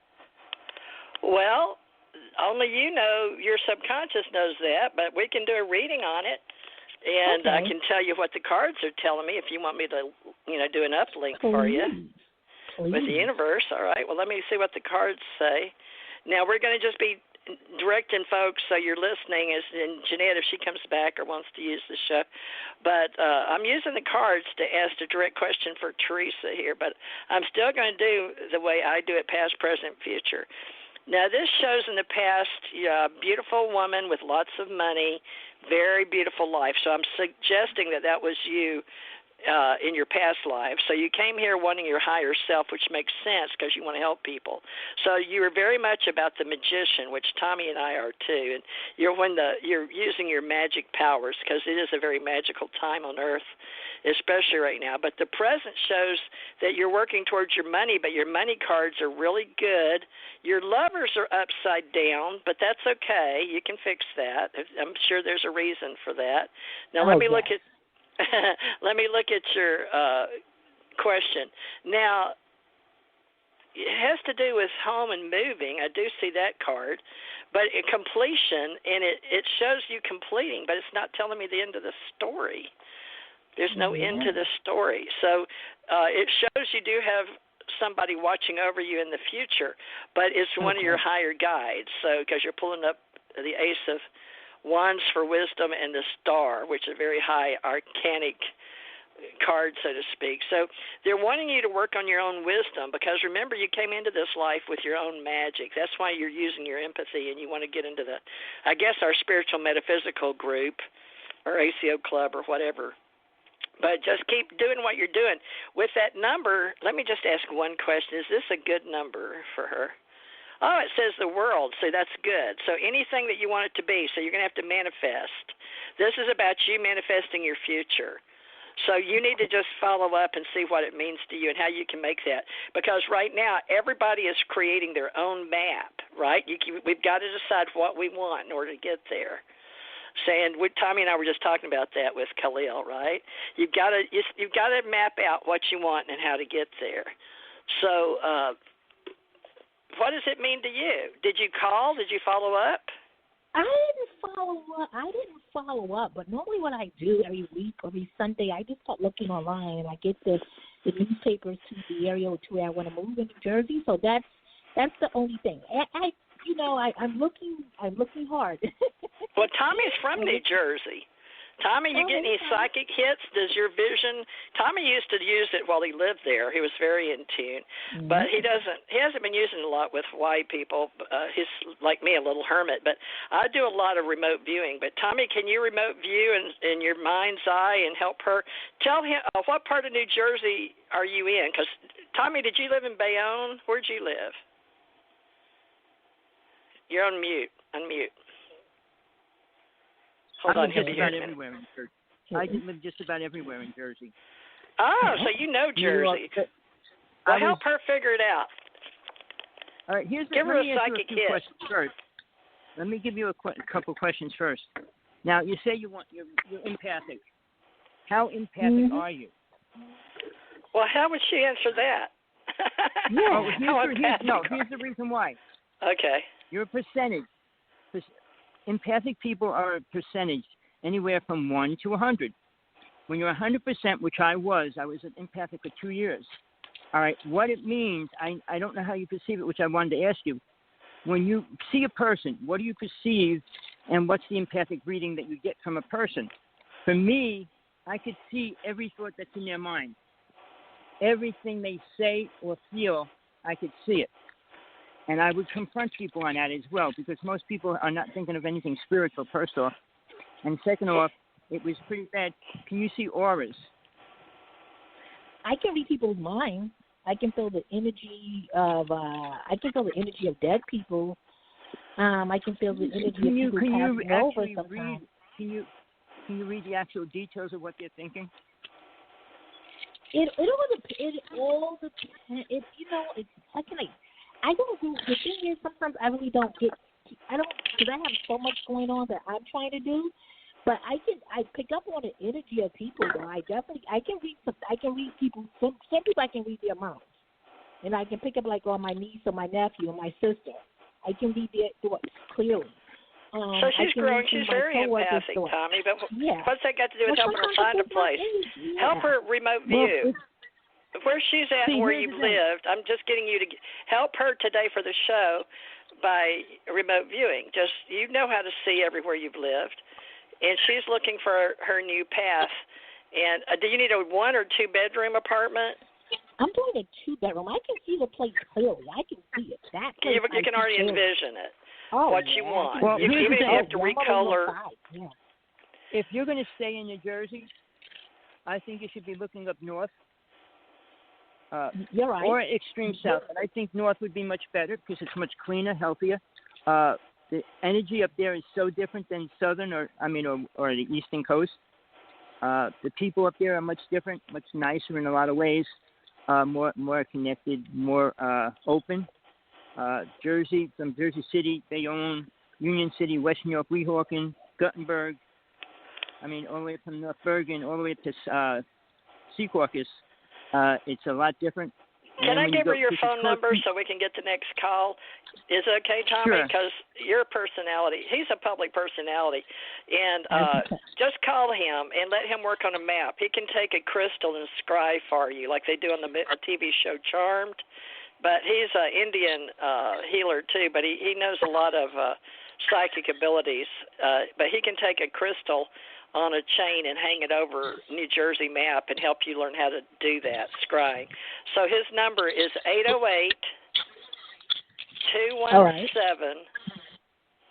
808-217-5965, and he had his own group there in Jersey for years, but he'll be definitely good at helping you grow too. So if you're looking for a coach, he's a good coach. 808, and he doesn't really charge, so everything's done by donations to our club. Or, you can do charity work and help other people too, Theresa. So write down 808-217-5965 and call him about scrying on a map with you. Maybe you can get your crystal. Do you have one already on a chain? No, but I can get one. Well, yeah, get one. Tommy will help you. That's one of the basics we teach. But you've watched the movie Charmed, haven't you? Yes, I have. Mm-hmm. The TV? Well, they use it all the time. You just take a map and you hold it over, but it'll help you find. I'm very intuitive. My husband always loved it because I could just go. I would be driven. It's like a magnet to my next house. And, of course, there were no signs or anything. People were like, oh, we were just fixing to, get somebody. Yeah, come on in. Look. So I'd be like, how did you know that? And it always happened wherever we moved, didn't matter what state, but I had that gift. But for those that don't just have, that natural magnetic north or whatever, is hard to explain if you have it. But others, you still have to use physical reality in 3D form. And so we have these tools we teach in our club. It's ACO Psychic Network Club. Tommy and I are CEO, director, co-founders, and we have the Ascension Center and the Ascension Church Ohana, but that's for outside groups, to meet, like with Michael Sala and all those in Hawaii. But we're working on that for 2021. But in the meantime, if you will, Theresa, just remember, we'll sign you ACO New Jersey.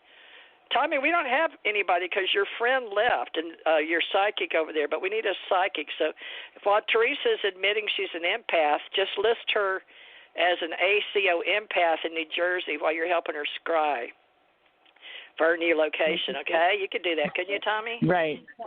Thank you. Let her call me later. Yeah. Later I on. will. All right. Thank you, Theresa. Okay. Thank you. All right. Thank you, and stay in touch. We'll be right here. All right. Next person, 770. Hi, you're live and on the air. Where are you calling from? Hi. Hello. My name is Maddie. I just tuned in, and I don't know if you were giving a reading or just doing a dialogue, but I took that number down for the guy. For him helping to scry and coach our ACO club, yeah. Our psychic club, I'm trying to grow my psychic network, and Tommy helps me with my church on Sundays, but today I had Jenny. It was just, I had a lot of trouble getting on, so sometimes he'll produce for us too. So Tommy's sort of a life coach, but he helps train psychics and metaphysical beings, but he prefers soul body classes that we'll teach on video. But, yeah, you wrote his number. It's Tommy. So, Tommy, okay, tell us your name and where you're calling from. My name is Maddie, and I'm calling from Atlanta, Georgia. Hi, Maddie. Hi, called before, how are you? Haven't you? Tommy? Tommy, Hello? can you hear? Yeah, I hear you. Yeah, yes. I'm here. Sorry. Are you taking questions or what? Yeah, go ahead and ask him a question. No, I was going to ask, do you help with dreams? Sure. Okay. Well. Okay, the first step. Oh, well, go ahead. Ask your question. Get into it first. Okay. You say go ahead? Okay. I had a dream about seeing a check for $200,000, and I had a dream following a couple of nights after that someone gave me a $20 bill, and I was trying to figure out what the twos meant. All right. You know, now the two, you're saying the two from your mouth, right? For $200,000, and it was sometime after that I had a dream that someone gave me a $20 bill. So it keeps showing up in your dreams, so you're relating just to the two only. So it doesn't matter the amounts, but the abundance of doubling your in your dreams, maybe. So are you asking for like dream interpretations and their meanings? That's why I asked you help me decipher that dream. Dream interpretations, yes. Tommy. plus numerology. Yeah, that's numerology as well. So dream interpretation. Tommy, write that down because that's a lot of what Suzanne does. But yeah, Tommy's done all 32 schools in Atlantis, but he's going to have to start writing down the different schools. But Tommy, write down dream interpretation and numerology and scrying because that's coming up for you today. But go ahead, Tommy. I'll let you talk. Well, yeah, it's okay. What you do when you get into dreams, it's always to do a dream log because that helps you a real lot. And the second part of that is you'll understand. See, symbols all have a meaning, but they all mean different things to different people. But some people just classify them as the same. When you talk about water, it's purity. When you talk about air, it's cleansing. I mean, when certain family members mean certain things are going to happen. So each person, you have to realize your connection to those people, because that determines whether it's going to be a good thing or a bad thing happening in your life.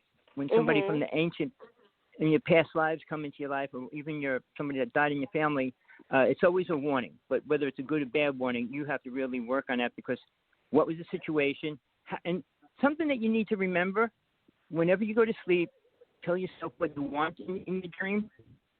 When you wake up, never jump out of bed. Keep your eyes closed and try to relate to the feelings that you have right before you get out of bed. Okay. Because that'll show you the balance of the energy of what you're going to be going through during the day as well. All right. Oh, okay. Because if you when you keep your dream log, it shows you, like, okay, you get up in the morning. Oh, my grandmother was in it.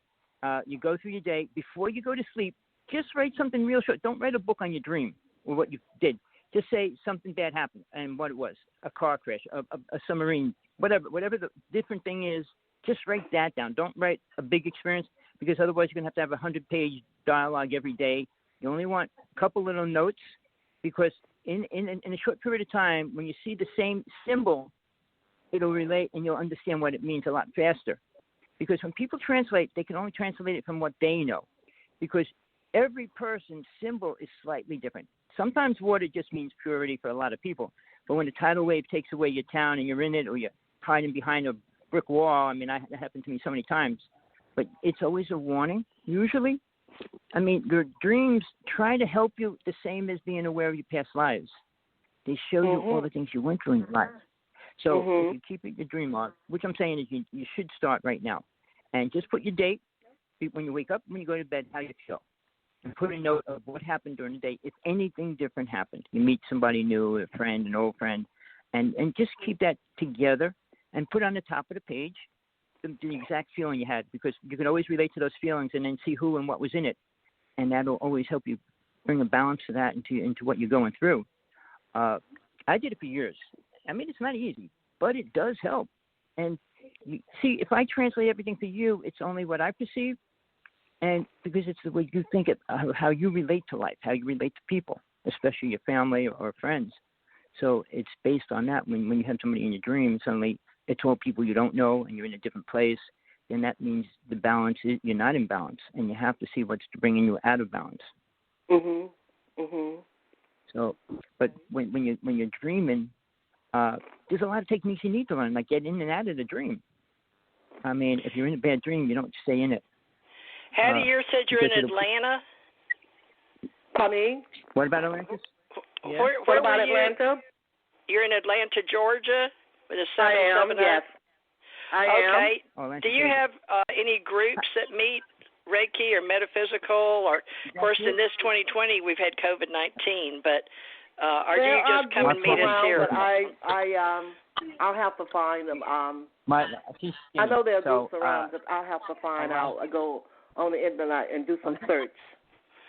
Okay. Are you in Roswell, Georgia area? Roswell's about 45 minutes from me. Just put something in the mail, and it's loose, but it looks nice on it, so she's going to keep it. Tommy? Okay. Yeah, I'm here. Okay, Tommy, Hattie, just come back and be in our ACO club here. You got Tommy's number. And do you have an email?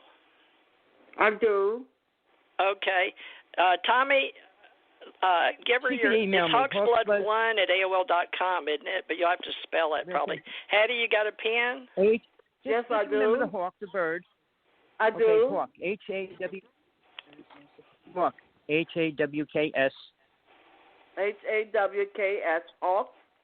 The hawk that flies, hawk, HAWKS. Blood, as in your body, BLOOD. Hawk's Blood, okay. Number 1. AOL.com. At the at sign for like Gmail, but AOL.com. Yeah, he's still got AOL.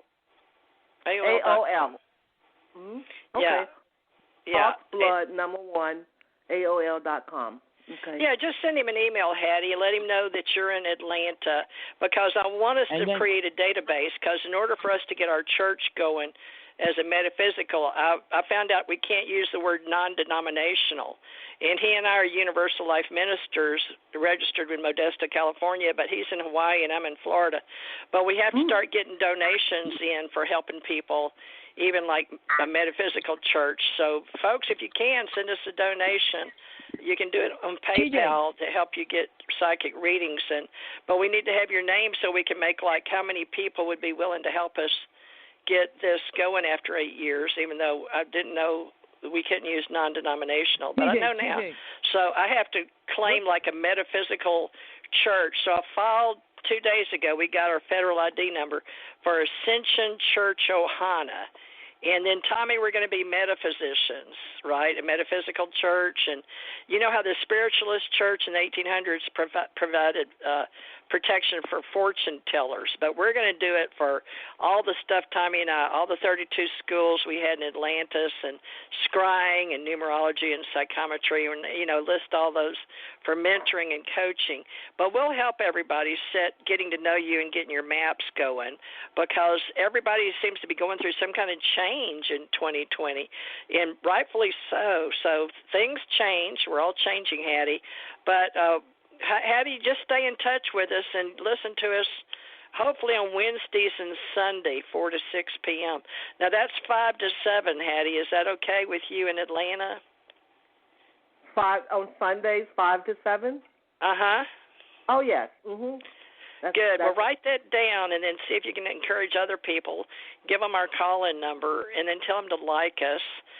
We've been here 8 years, but I've been paying the bills. But money is getting tight, folks, so we're going to have to start a non-denominational. No, I can't say that anymore. I've got to say ACE Metaphysical and call it Ascension Church Ohana. But I've had Ascension Center Ohana for years with the federal government back to the early 2000s. So we can use Ascension Center Organization and ACE Metaphysical Institute, and it's in our articles and bylaws.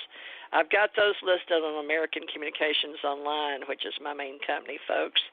And Tommy and I have been using them for years and read them. So if y'all can go back on Blog Talk Radio here, you can see. So we've got, as far as the government's concerned, a history with Ascension Center, Tommy and I here, ACO Club, ACE Metaphysical Institute, UFO Association, Psychic Network. So we're just hoping that y'all will support us, because we didn't know we got to make a list of people.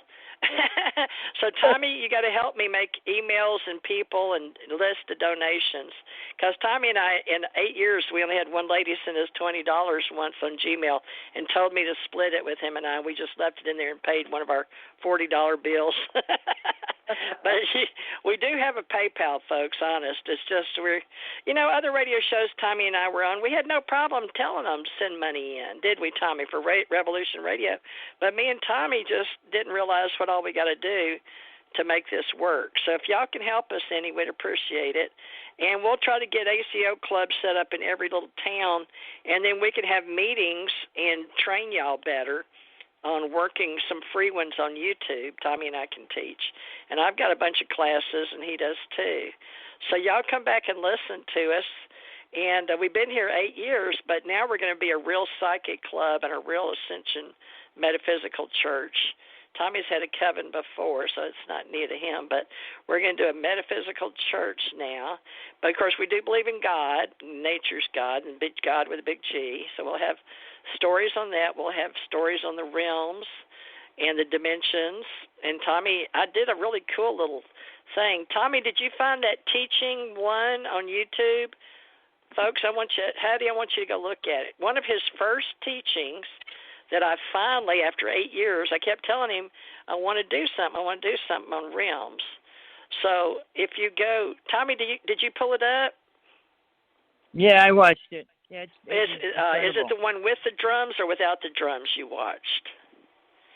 One doesn't without speak. The drums.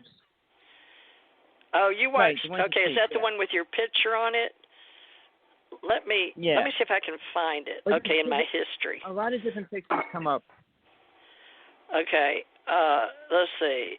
Folks, I want to start educating you to be part of our Ascension Church Ohana Metaphysician Spiritual Science. Now, it comes up on Spreaker, and we're on Spotify and iHeart, all the places. I pay lots of money out, actually, every month just to get us distributed. So if you talked on the show, you're part of the show. So Spreaker. But we're going to build this, and we're going to start working on getting a database of people with their email and what they can help us with a donation and give y'all more help to be self-sufficient and help you on using tools to help yourself, because they're out there. It's just how much do you want to believe and how much do you want to map and have tools. And we have Reiki and psychometry and tarot reading and obviously even water witching and using the L rods, which is what Jenny does, and then helping people find other people, and then being very intuitive and helping you find your places you want to live, and just helping everybody. We're going to do a lot more. Well, Tommy, do you have anything else you'd like to say? Because tell them about your show on Tuesday live, and then Wednesday we'll come back. Go ahead. Well Tuesday I do a show. You'd like to say, because tell them about your show on Tuesday live. Where's that coming from? We'll come back. I have no clue. That's weird. Somebody got me. Somebody recorded it and it's playing it back. Where's that coming from?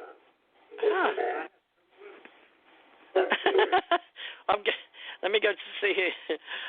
Well, okay, let me go find somebody that's listening to the show is still on. TJ, somebody that's still listening to the show. I think they turned it off. There's always a time delay. Oh, okay. There's somebody on the show now. They'll be recorded.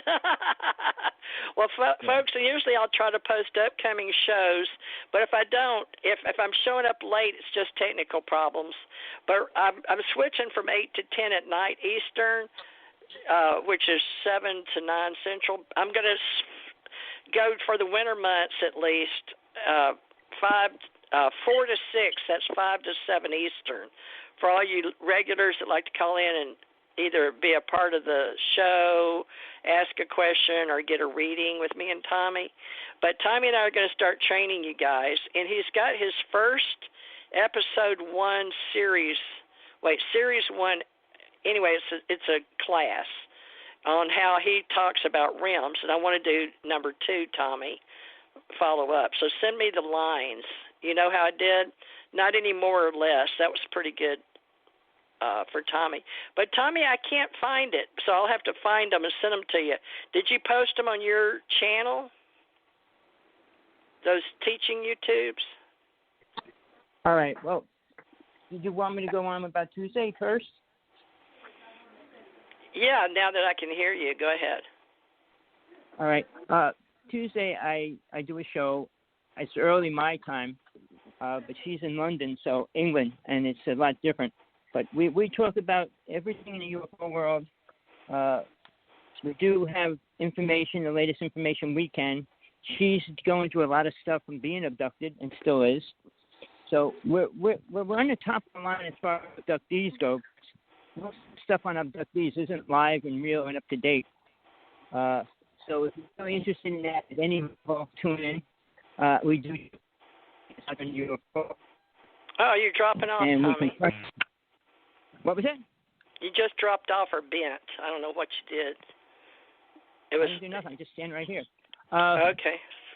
Also, I know they've been having a lot of problems with phones. Everywhere during this. It's because so many people are home and using it. They tell me. Plus, they're rewriting code between Google, Microsoft, Verizon, TiVo, all the different big companies. They're in over their heads, and so they're having to rewrite it. Plus, it bends because everybody's using it. It's making the bandwidth thin out. It's not. I mean, it's unfortunate, but it's really hard for all of us in communications, folks, and on phone companies. So give us some time between all the Verizon and AT&T and the Sprint and T-Mobile and all of those with different companies. Well, Tommy, we've only got a few minutes left. Folks, you can join us, ACO Club or Ascension Center. You can go to AmericanCommunicationsOnline.com. My name's Theresa. I've got TheresaJMorris.com. Tommy. And I will be back here Sunday, and then you can look for us on YouTube, Tommy Hawksblood, Hawksblood1, Thomas Anthony Sinisi. He goes by Tommy Hawksblood Sinisi on Facebook, so look him up. And mine's TJ Morris Agency. My Theresa Morris is pretty much filled up, but I've got Theresa J. Morris, Theresa J. Thurmond, Thurmond Morris.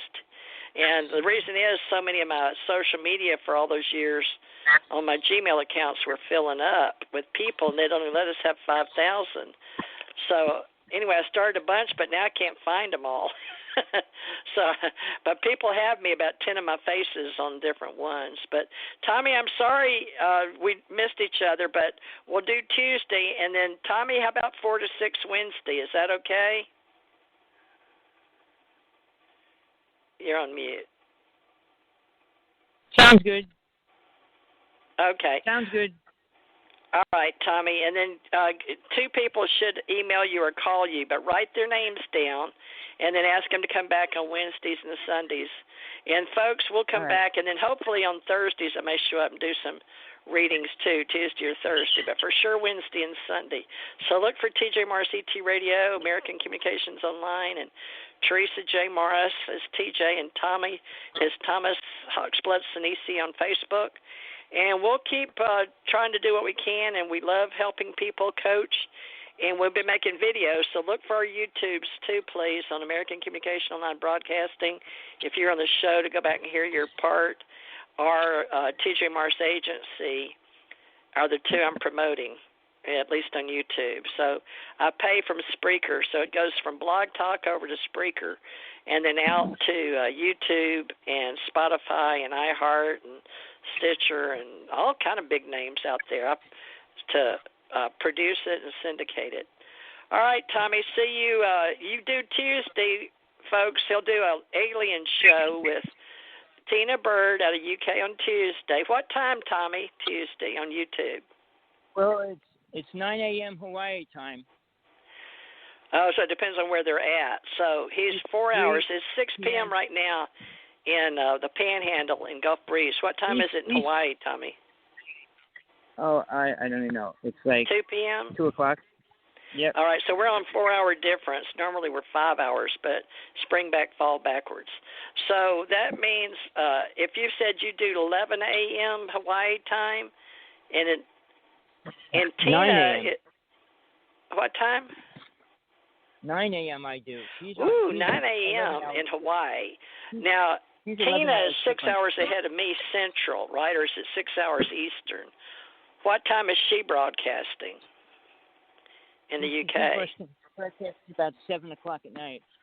7 p.m. Okay. All right. So if you guys want to be part of our shows in the future and get readings and stuff, join me on patreon.com, patreon.com /Theresa with an H, THERESAJ, Morris, MORRIS. Tommy did. And we ask all our members to be members and pay dues. It's not much. And then you got to have like a $5 a month or $2 a month membership. And then we do the free readings online here at least once a week, sometimes twice. And but we can help you on your yearly, your monthly, or your quarterly. And then we've got people like Ginette just coming aboard, and she can help you too, and with all kind of things, and Tommy. So Tommy, write down your specialties and then send it to me, and I'll put some pictures, and I use either English or woman or male voice. So it'll be series 1, episode 2, Tommy. And all right. I think the other one says teaching, but I can't find it. I'll have to find it again because you got to put the keywords, folks, even in YouTube. So, Tommy, if you can find them, post them on your channels. And they're on some of my channels, folks, so help me find it. It's the one Tommy Teaches episode. Now, the last one we did was Halloween Memory of 2020. It says 1 day ago. So it just got posted. So they were behind, I guess, at least on my channel. Tommy, I don't usually they posted. I pay them money, and they post it immediately. And some of them, the older ones, will post the whole 2 hours. The newer channels only post it in 50-minute increments. I don't know why. It's something to do with YouTube. All right. Love and light. Thanks, Tommy, for your help today, and I hope you and Ginette in the future can do more. All right, love and light, everybody. We'll see you. Let's see, today's Sunday. Tommy, I'll see you Tuesday, and I'll see you Wednesday right here, same time, same station. Love and light, everybody.